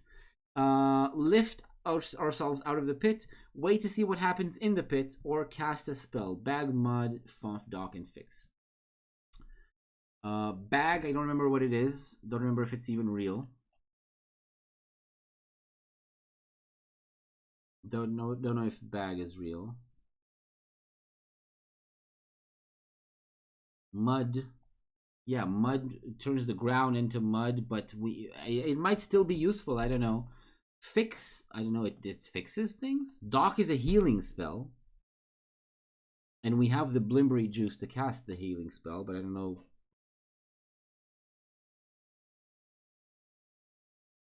My cat is making weird noises in another room, but I'm not gonna go check up on him. Dock is a healing spell. Foff is one of the big 6. It's a force field. There's gonna be like a perfect like force field around us, but it costs 4 stamina. Mud is mud, and bag. Fix needs oak sapling. We don't have that. And bag, I think from what I see here, doesn't exist. There's no bag. No bag. We don't have magic for Foff. We don't have, you mean stamina for Foff. Yeah, I don't think we shouldn't Foff about. We should use efficient spells. So no Foff, no bag, and no fix. So there's only 4 options. Try to climb out again, wait, or cast mud or cast dock. These are our 4 options. So now this is time to vote. You're going to vote for one of these 4 options. Climb out, wait, cast mud, or cast dock. Go ahead, cast your votes now. This is the money time. This is when you choose. Wait or dock. Okay, Wismel is splitting the difference. Wait or dock. Sally, what do you choose? Dock is curious. We've never used dock, so we agreed dock. Oh, dock or mud. So Sally says dock or mud as this is your vote, Sally. Dock or mud. Because I'm not sure if Sally was saying that this is her choice. With mud, we might make the snake. Sally, be decisive. Be decisive. Dock. Okay, cool. Dock is something we're all curious about. We all want to choose dock. Yeah, I don't know what mud will do. I don't know if you're saying that's from actual knowledge or not, but whether or not we chose dock. Okay. Deduct 1 stamina point. Do you have any medicinal potions or Blimbry juice? We have Blimbry juice with us. If you have either of these, your spell will take its healing effect. You may restore your stamina to its initial level, and you had now better get out of this pit. Now, cool. That's cool. We healed ourselves for a bit of stamina. So we deduct 1 stamina point, but now we healed ourselves back up. So we're back up to 18, and we used up the Blimbry juice. So that was the Blimbry juice is gone. Sally, in this book, it's do or die. It's do or die. I'm just kidding. You just take as long as you need. You can split the difference like Wismel. We didn't? I'm not. Oh. It doesn't say that we used up the Blimbry juice? I don't know. Does it? Wismel, if you have the list of spells, can you check to see if the Blimbry juice runs out? Because many of these components stay, and many of them run out. Like with the walk spell, the coin is useless. The coin gets destroyed. So if you have the list of spells, because I didn't manage to get my hands on that. Kind of curious, by the way. I would have liked to have a list of the spells in another PDF somewhere. But for some reason, I just didn't manage to find it. Reread the paragraph. It doesn't say anything about the Blimbry juice. It says you cast the spell. It makes sure you have it, and then it says you cast the spell. Nothing about the juice staying or disappearing, or you drinking it or something. Let's try to download the spells. You know what? Let's try to download the spells. Sorcery spell list. Sorcery spell list. Oh, it gets me to D&D sorcerer spells. No, Steve Jackson sorcery spellbook. Ooh, yes. Full list of spells. Is that it? Yes. Ooh, yes, there it is. Okay. Doc.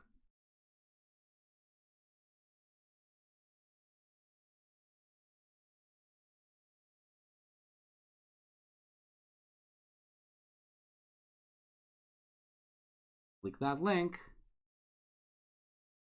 Yep, it's exactly the list that I have. Okay. Medicinal potions. Heal any creature who drinks them. Wouldn't be used by the caster, but not bring a being that has actually died back to life. Okay. It doesn't say here as well about. Yeah.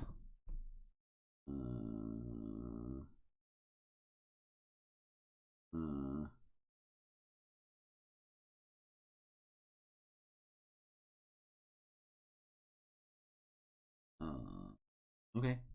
It doesn't say, so it stays, I guess. Yeah, I guess it stays. I'm just gonna rule that it stays because it doesn't say so. Yeah, I also think the list that you and I found, Wismel, which is the same link that I just found, is not It's not the original spell list from the books, the way that it's spelled with some capital letters and some one-time use. It is one-time use. How do you know that, though? Where do you find that information? Because it doesn't say so in the list that you link to. It doesn't say so in the link that you in the list that you link to. I don't know. I don't know. Really, really weird. I don't know. Okay. Whatever it is, we cast it. We got healed, and now we're climbing out of the pit. So let's climb out of the pit.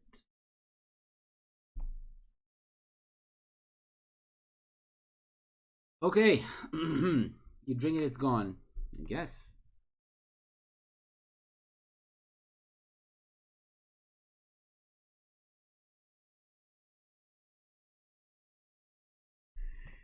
Roll 2 dice and compare the total with your skill. That is terrible because we have 6. If the roll is lower than your skill, you manage to grab the edge and you can begin pulling yourself out of the pit.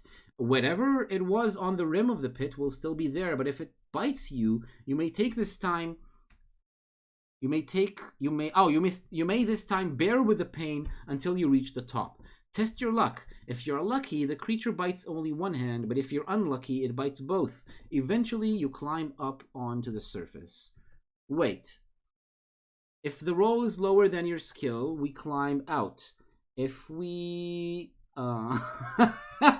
Sally, good choice. Good choice. Yeah, but I still think it makes sense. It's a juice. It's blimbery juice. You drink it. You. That's how potions. The spell makes it into a healing potion. I think I'm gonna go with Wismel's ruling, even though I didn't get the original OG sorcery spell list. I'm still gonna go with that interpretation. Wait, this paragraph is weird. It says that if we roll less than our skill, we climb out, and then it bites us, we need to test our luck, blah, blah, blah. But if we're unlucky, it doesn't say what happens. If we don't make the skill roll, it doesn't say what happens. It's like we're stuck there forever, or I don't know. Or maybe we just roll until we make it? 6 is a failure, 6, another 6, 4 is a success, so we failed twice. And we made it once. So what does that mean? The creature bit us 3 times? I don't think that's what it means. I think it bites us just once. I don't know. Like, it's weird. It's like there's no explanation of what happens when we fail, which means for me, I just assume that we succeed. We just roll again and again, like we did, until we succeed. Now we test our luck. It's an auto success because our luck it's as if it's one higher than it usually is. So in 11 is still an auto success. We're now down to 10 luck, which is the first that we can actually. Exactly. Yes. Exactly. I don't know. It's badly written. This part doesn't make any sense. We go now to out of the. We got lucky. We got bit only on one hand. So. By the creature outside of the thing. So now we're down to 17 stamina.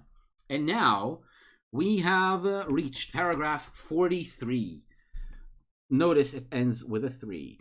Back on the surface, the danger is by no means subsiding. Cracks are appearing in the ground, radiating out from the pit. One breaks open between your legs and you jump aside just in time to avoid being swallowed. There's an earthquake.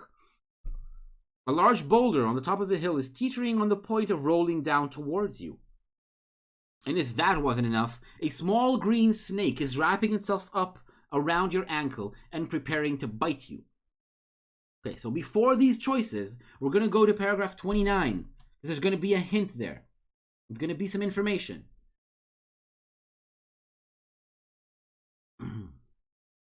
What? No. 43. Minus 14, 39, 29, right? But it doesn't make sense. There's no. So that's not it. It's not the paragraph with the snake where we can get information. Okay. So now you choose because that's not the actual meet with the snake, I guess. So What do you do first? There's a snake around your ankle, there's a boiler about to roll down on top of you, and there's an earthquake making huge cracks in the ground.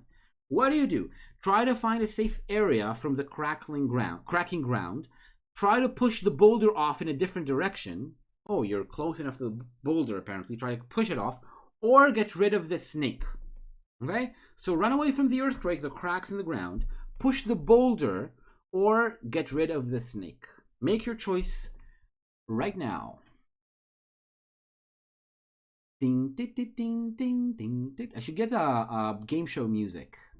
I should get some game show music so I can play music to make, to pass 30 seconds while you're choosing in chat what to do.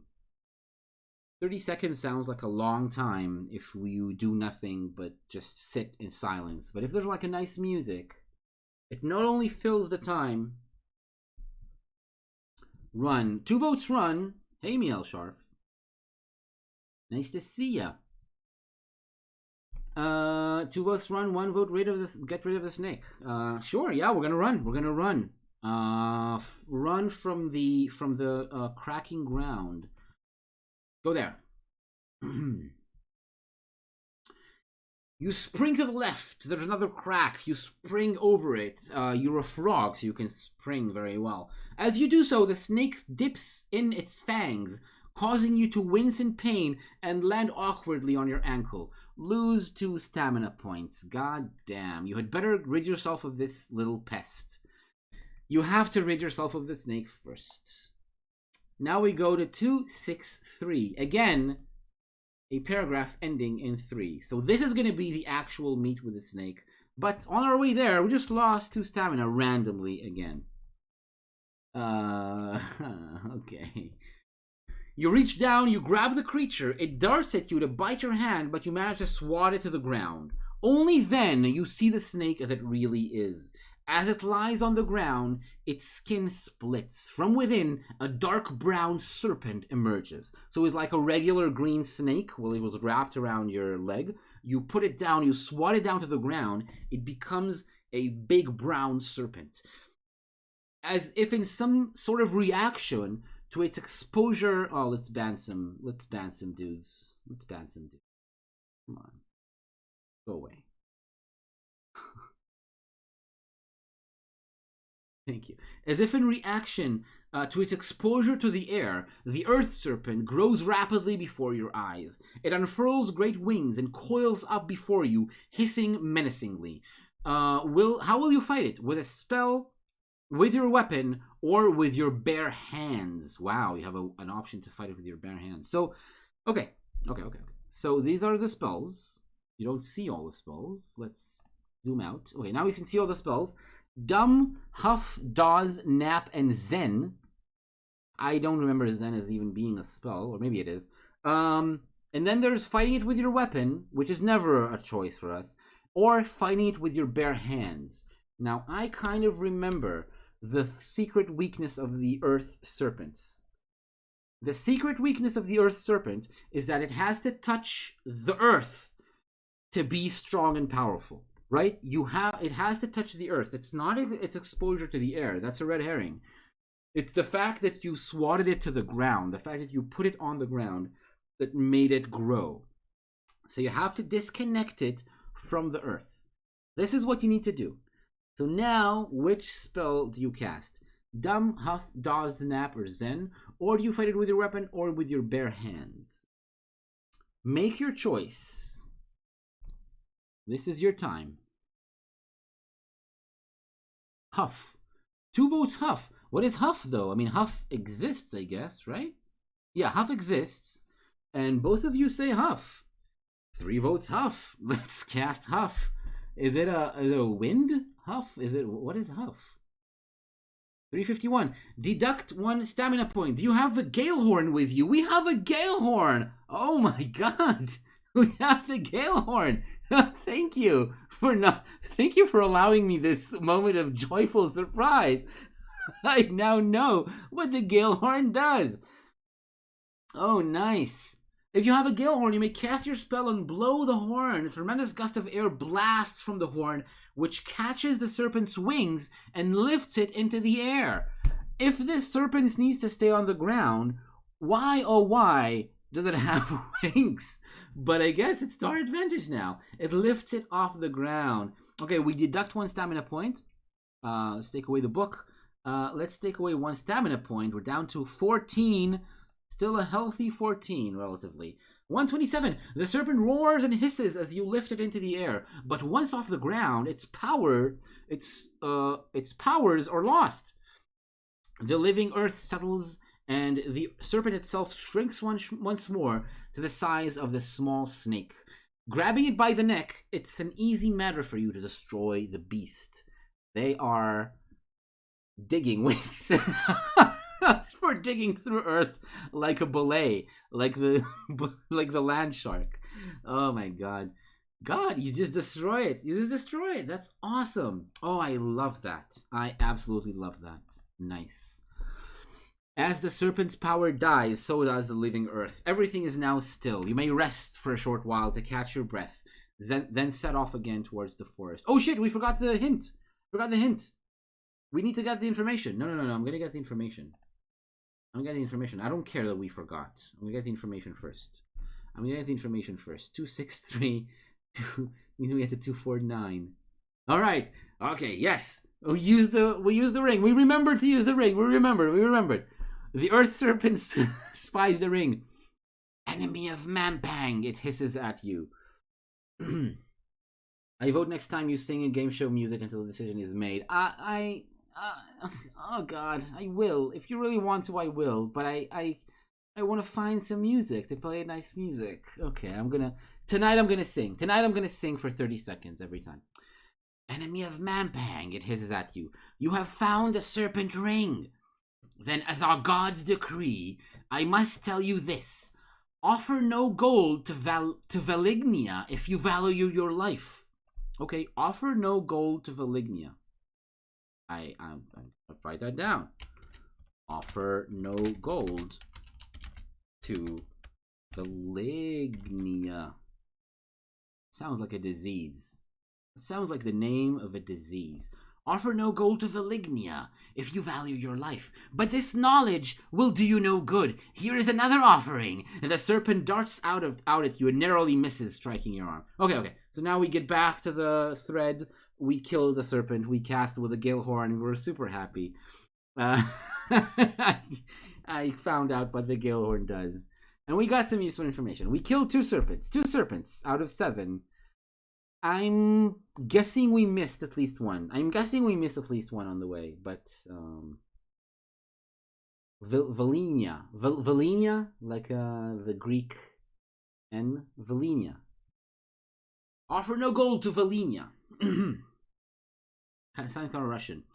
As the serpent's power dies, so does the living earth. Everything is now still. You can rest a little bit, then you set off towards the forest. Okay, let's go towards the forest. Yeah, we walk ahead, an hour's walk away. That's the fringes of the forest of the Snatta, the next stage of your journey. After a brief rest, you collect yourself and you set off towards it. Cool. Even after only 2 snakes, I don't know. Do we get through half of the book? I don't know. It's almost 11 here where I am. So we've been playing for over 2 hours. And for the previous 2 books, Shamutanti Hills and Khare, City Port of Traps, we were kind of halfway through when we reached 11 or a bit after 11 p.m. So I think we'll play a little bit more. Let's give it 10 or 20 more minutes and try to see if we get to more of like a stopping point in the book. Maybe we go to sleep or something. It was tiring. I say stop for now. Stop for the night, really? Yeah, you want to stop? I say we keep going for a little bit longer. That's like 15 minutes. Let's see what happens next. I want to find more of these goddamn serpents. Ahead of you, perhaps an hour's walk away, are the fringes of the forest of the Snatta. Blah blah blah. You keep going. The forest of the Snatta. We have Snattacat teeth, by the way. 2 Snattacat teeth. They're not spell components of any sort, but they might come useful at the forest of the Snatta. The cat is digging in the litter box, which is probably what you're hearing right now. You reach the forest. The air is starting to become cooler, and night is approaching. Oh, okay. You must decide whether to camp on the outskirts of the forest for the night, or to carry on without resting. If you wish to stop and eat and rest, turn to 55. If you'd rather carry on through the night, turn to 159. Okay, so do we stop and rest, or do we carry on through the night? We are now slightly traumatized by the option to... The Snatacat, yes. My own Snatacat is digging. Carry on. Oh no, Sally, you want to carry on? Really? We'll get wounded. We'll lose stamina. I mean, we can eat and gain some stamina, but also we need to, rest. Yep, carry on. Shit, 2 votes to carry on. Jesus. These players are hardcore. We can eat even if we carry on. There's 2 votes to carry on. Any more votes? Any more votes? This is the time. This is your chance to make a difference. Just said you wanted to. Keep going? I just said I wanted to keep going instead of going to sleep. That's true. I just literally said I don't want to go to sleep. I want to keep going. That's right.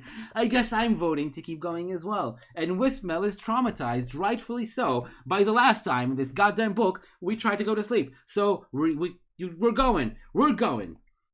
I know, but I'm convinced. Yeah, let's go. Come on, let's be decisive. Let's just keep going through the night. 159. Let's do it.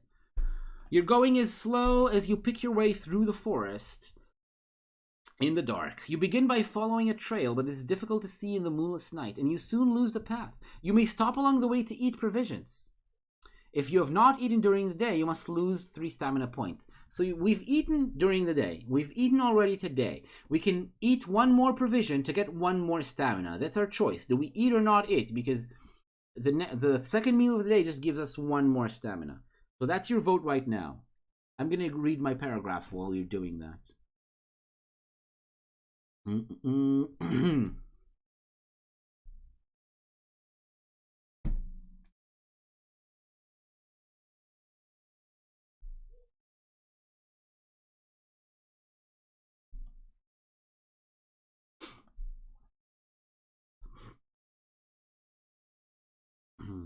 Don't eat. 14 isn't too bad. Double the normal summon again. Yeah, we were on like 7 or 8 for most of the story, right?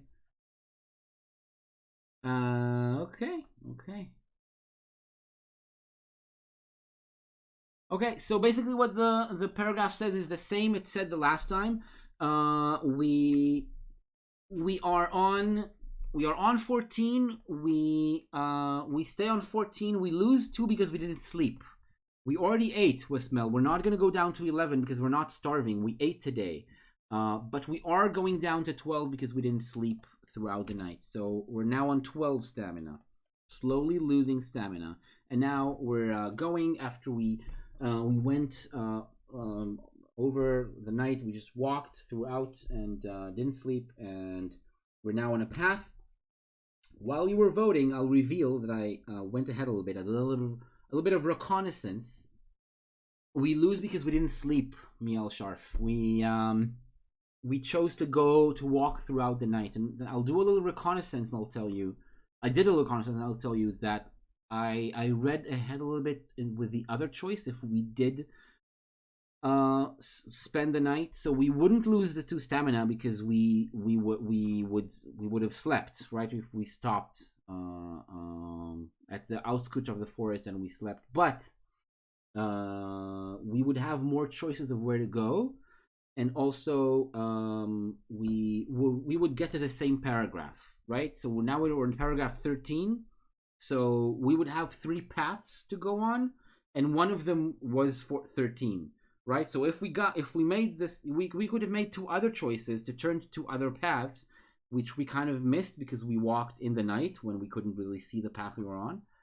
But if we went to 13, if we turned left and we went to path 13, we would have gotten to the same point we are now, only on 14 stamina instead of 12. That's just as general information on what happens if you don't sleep. You get to the same... Right, so Sally guesses the other paths are better. I'm not sure. Let's see what happens. Let's see what happens right now.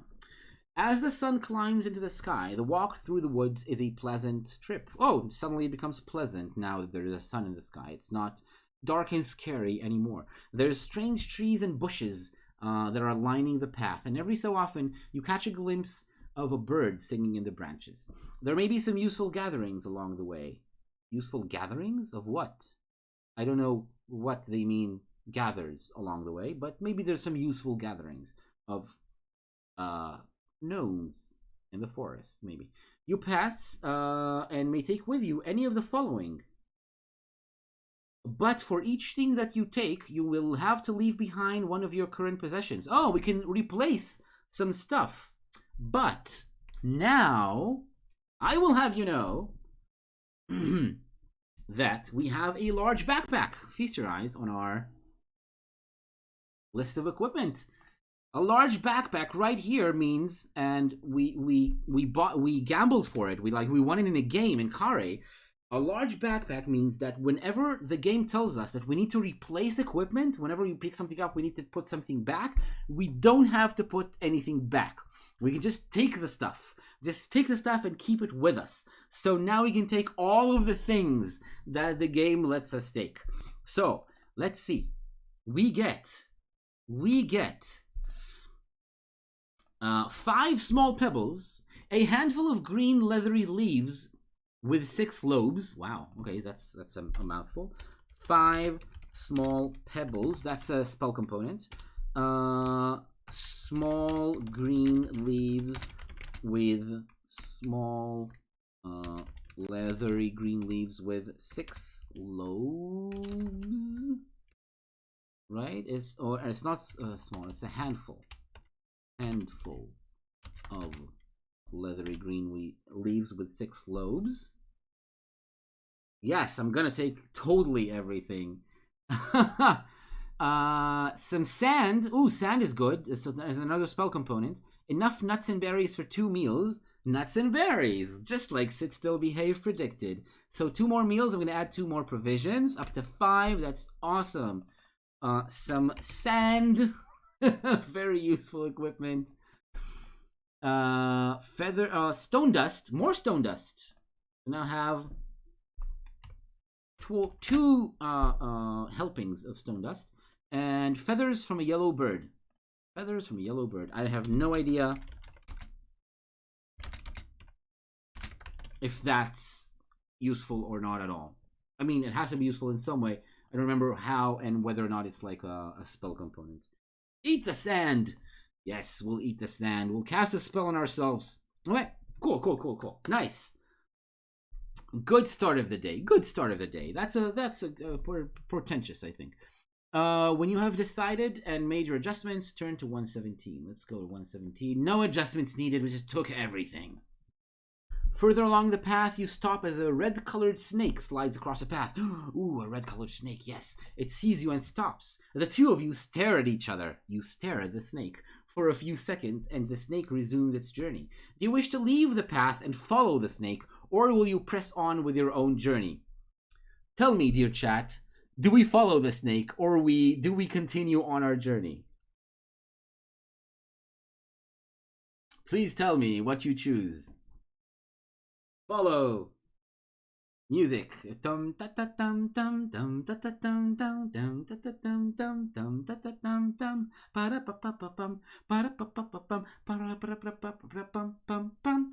All right, 3 votes follow, 1 vote press on.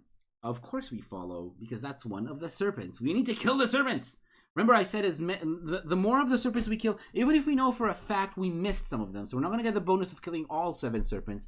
At the end of the book, if you kill like 3 or 4 serpents, like you just keep going as you are. But if you kill more, you get bonuses. You get healed up, and you get like more skill and stuff. So you get bonuses the more serpents you kill. And if you kill 0 or just 1 or 2 or something like that, like a really small number, you get penalties. You lose luck and other stuff. I don't know. So it's really important to kill as many of the serpents as possible. Let's go to 226. You step into the undergrowth and climb forward into the bushes.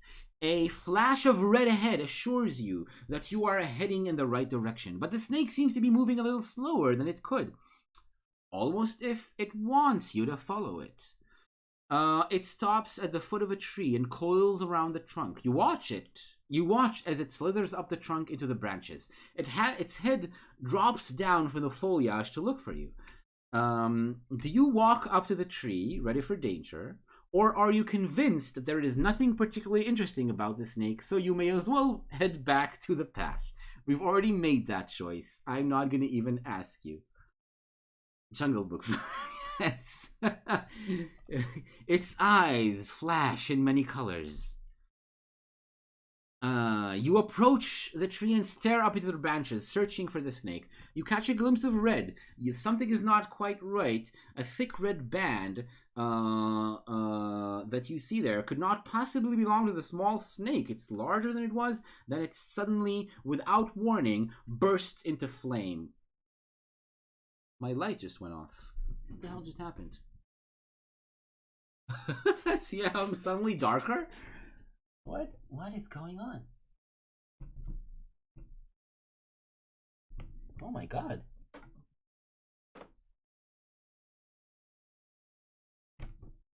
Try again. Boom. Oh, okay. Cool. Just a power source.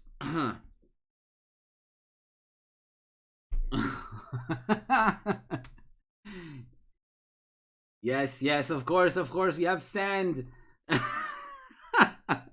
Perfect. The snake, surprise from the snake made the light go off.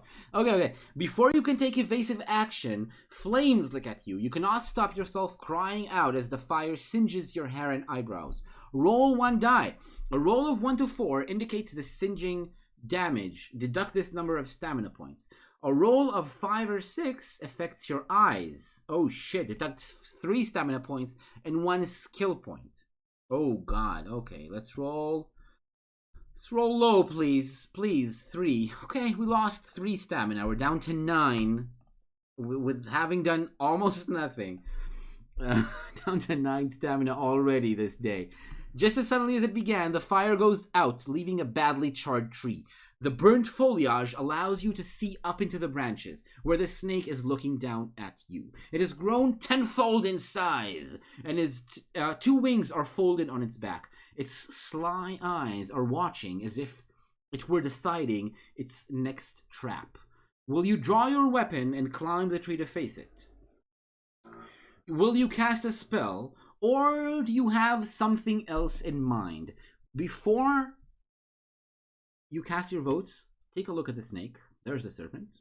Look at this scary thing. The art in these books is sometimes very creepy. The beetle from before, from just earlier in the night. Use the ring! Yes, I'm going to use the ring. That's true. Let's use the ring first. It is 123 after all. So let's use the ring. Let's go to see what it says in 109. Thanks for the reminder, by the way.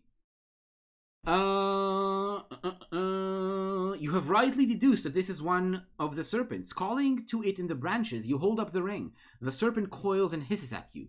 So, it says, you have found the serpent ring. They're also surprised. I am bound by that ring to reveal to you a secret, which will be useful to you, but after that, I will kill you. Very well, Annalander. I can tell you this. Eat not from the larder of Throg if your journey should cause you to meet her. But you will never reach Throg's larder. I will see to that. Okay, so don't eat from Throg's larder. Don't eat. Don't eat from Throg's larder. We probably cannot keep him as a pet. No, it's probably gonna lead to his demise. This is the snake. So 3 choices now. It's one of 3 choices. Draw your sword, cast a spell, or have something else in mind. Sally actually remembers that if you eat your mutated, oh god, and then you likely die. Oh no. Yeah, remember you can get mutated in this book, right? You can get mutated and you can your eyes, you can grow like on stalks and stuff. Yeah, I kind of have the feeling something else in mind is like a hint towards using a more creative thing, and it's probably the sand. So can we all just agree we have something else in mind? Will it reach it in the tree? Oh, I don't know. That's a good question. The book again. The book might be trapping us. It might be tricking us. It always could be doing that. What seems like the obvious choice sometimes isn't. Although that sounds like a bad TripAdvisor review. What is NIF? I don't know. I don't remember what NIF is. NIF does exist. It does exist, but I don't remember what it is. I think the sand is the best choice, and I think have something else in mind. I kind of remember from when I did this book as a child. Nose plugs to block stinky smells. Perfect. All right, let's see what is something else in mind. Let's just go and have a look because I think that's it. I think that's the thing. Okay. Nice. Okay, so see what the game offers us in paragraph 197. Do you have any of the following with you? Sand, a tinderbox, or boron skin boots. If you have none of these, you must either return and choose again or leave the area without delay. Oh, you can just run away now. You can still run away. We're not gonna though. So yeah, we're gonna use the sand. We had too many hints and too much information to choose something else right now. I'm just gonna go ahead and use the sand. Carefully hiding your sand from the creature, you climb the tree. As it sees you climb, it drops from the branches onto the ground below. Quickly, you scamper down before the creature can create its fire again. Okay, so you can try to climb to throw the sand on it, but then it drops, it like runs away from you, drops on the ground, and you scamper down after him on the ground. You face each other. You're on the earth now. You're waiting, each of you waiting for each other's move, and then in an instant, it bursts into flames again. But you throw your sand at it quickly. The creature squeals and screams. The sand covers it. The flames go out, and the wings disappear. The snake is just the small yellow snake you were following originally. Wasn't it red? Wasn't it a red snake before? That is right, Wismel. We didn't have the nightly encounter with the sand, with the serpent, the fire serpent. That's right. Okay, you draw your weapon and finish it off, but it's actually a fight with a creature with 5 skill. Okay, so I mean 5 skill. So let's fight a creature with 5 skill, I guess, when we have 6 skill. Let's do that. Let's fucking do that. Let's just go ahead. Okay. Alright, buddy. We roll a 4. They roll a 7. We lose 2 stamina. Yep. We're down to 7. They have how much stamina? They have 6 stamina. We're still over 50% to win. Slightly favored. We rolled a 2. God, fuck, damn it. They rolled a 7. Down to 5 we go. They roll a 7. They roll a 9. That's just enough. That's just enough to hit us. What is going on with these dice rolls? Okay. Now, we're going to roll for the serpent first. I know. We're going to fool the system. We're going to roll. Yes, this is what the dice roller has been doing to us all night. We're going to roll for the serpent first. Okay? The serpent rolls a 7. We roll a 10. We hit the serpent once. The serpent is down to 5 stamina. That's how we're going to do it from this point onward throughout the adventure. Next week as well. We're just going to roll for the opponent first. Serpent rolls an 8. We roll a 10. Yes. Another hit. Serpent is down to 3. So now 3 stamina for us and for the foe. Serpent rolls a 7. We roll a 9. Serpent is down to 1. And I think, you know what, for this one, I'm gonna use the luck we have. We're gonna test our luck to make the wound a 4 point instead of yes, chat is exploding. Of course, it was the perfect plan. Let's test our luck. So we rolled a 4. We need to roll 11 or less, right? Because we have 10 luck. Of course, we made it. Go down to 9, and we don't need to roll another time again, even though we found the perfect cheat. So that's it. From now on, remember, please, I'll forget. Let's write it down. Let's write it down. I need to remember.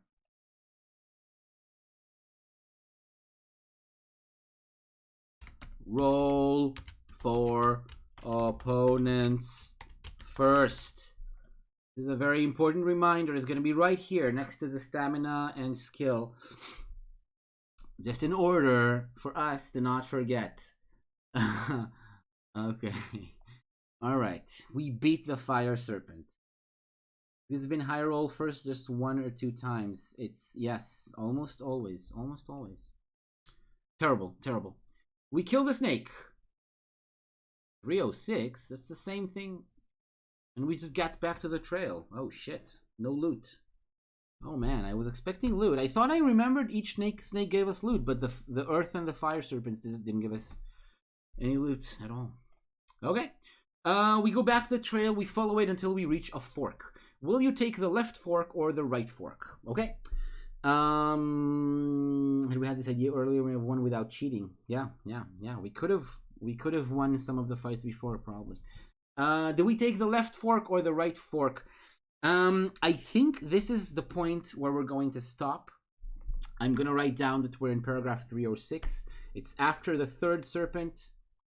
Chat is already voting, but I think let's well, you know what? Let's do the vote. Sure, let's do the vote. Let's do the vote, and then we'll stop after the vote. So, 2 votes left, 2 votes right. That's a tie.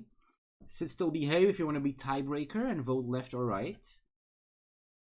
Do you want me to sing for this? Do you want me to sing you a game show tune? No. Okay, she voted left. So we have 3 votes left, 1 vote right. Thank you. Any more votes? Right is more likely north or west. Right is more likely north or west. I don't know. Oh, the chance has been lost, so still behave. You voted before I sang. Okay. 3 votes left, 2 votes right. That means we go left. So that means that we go left. Let's just go to the paragraph, write down the number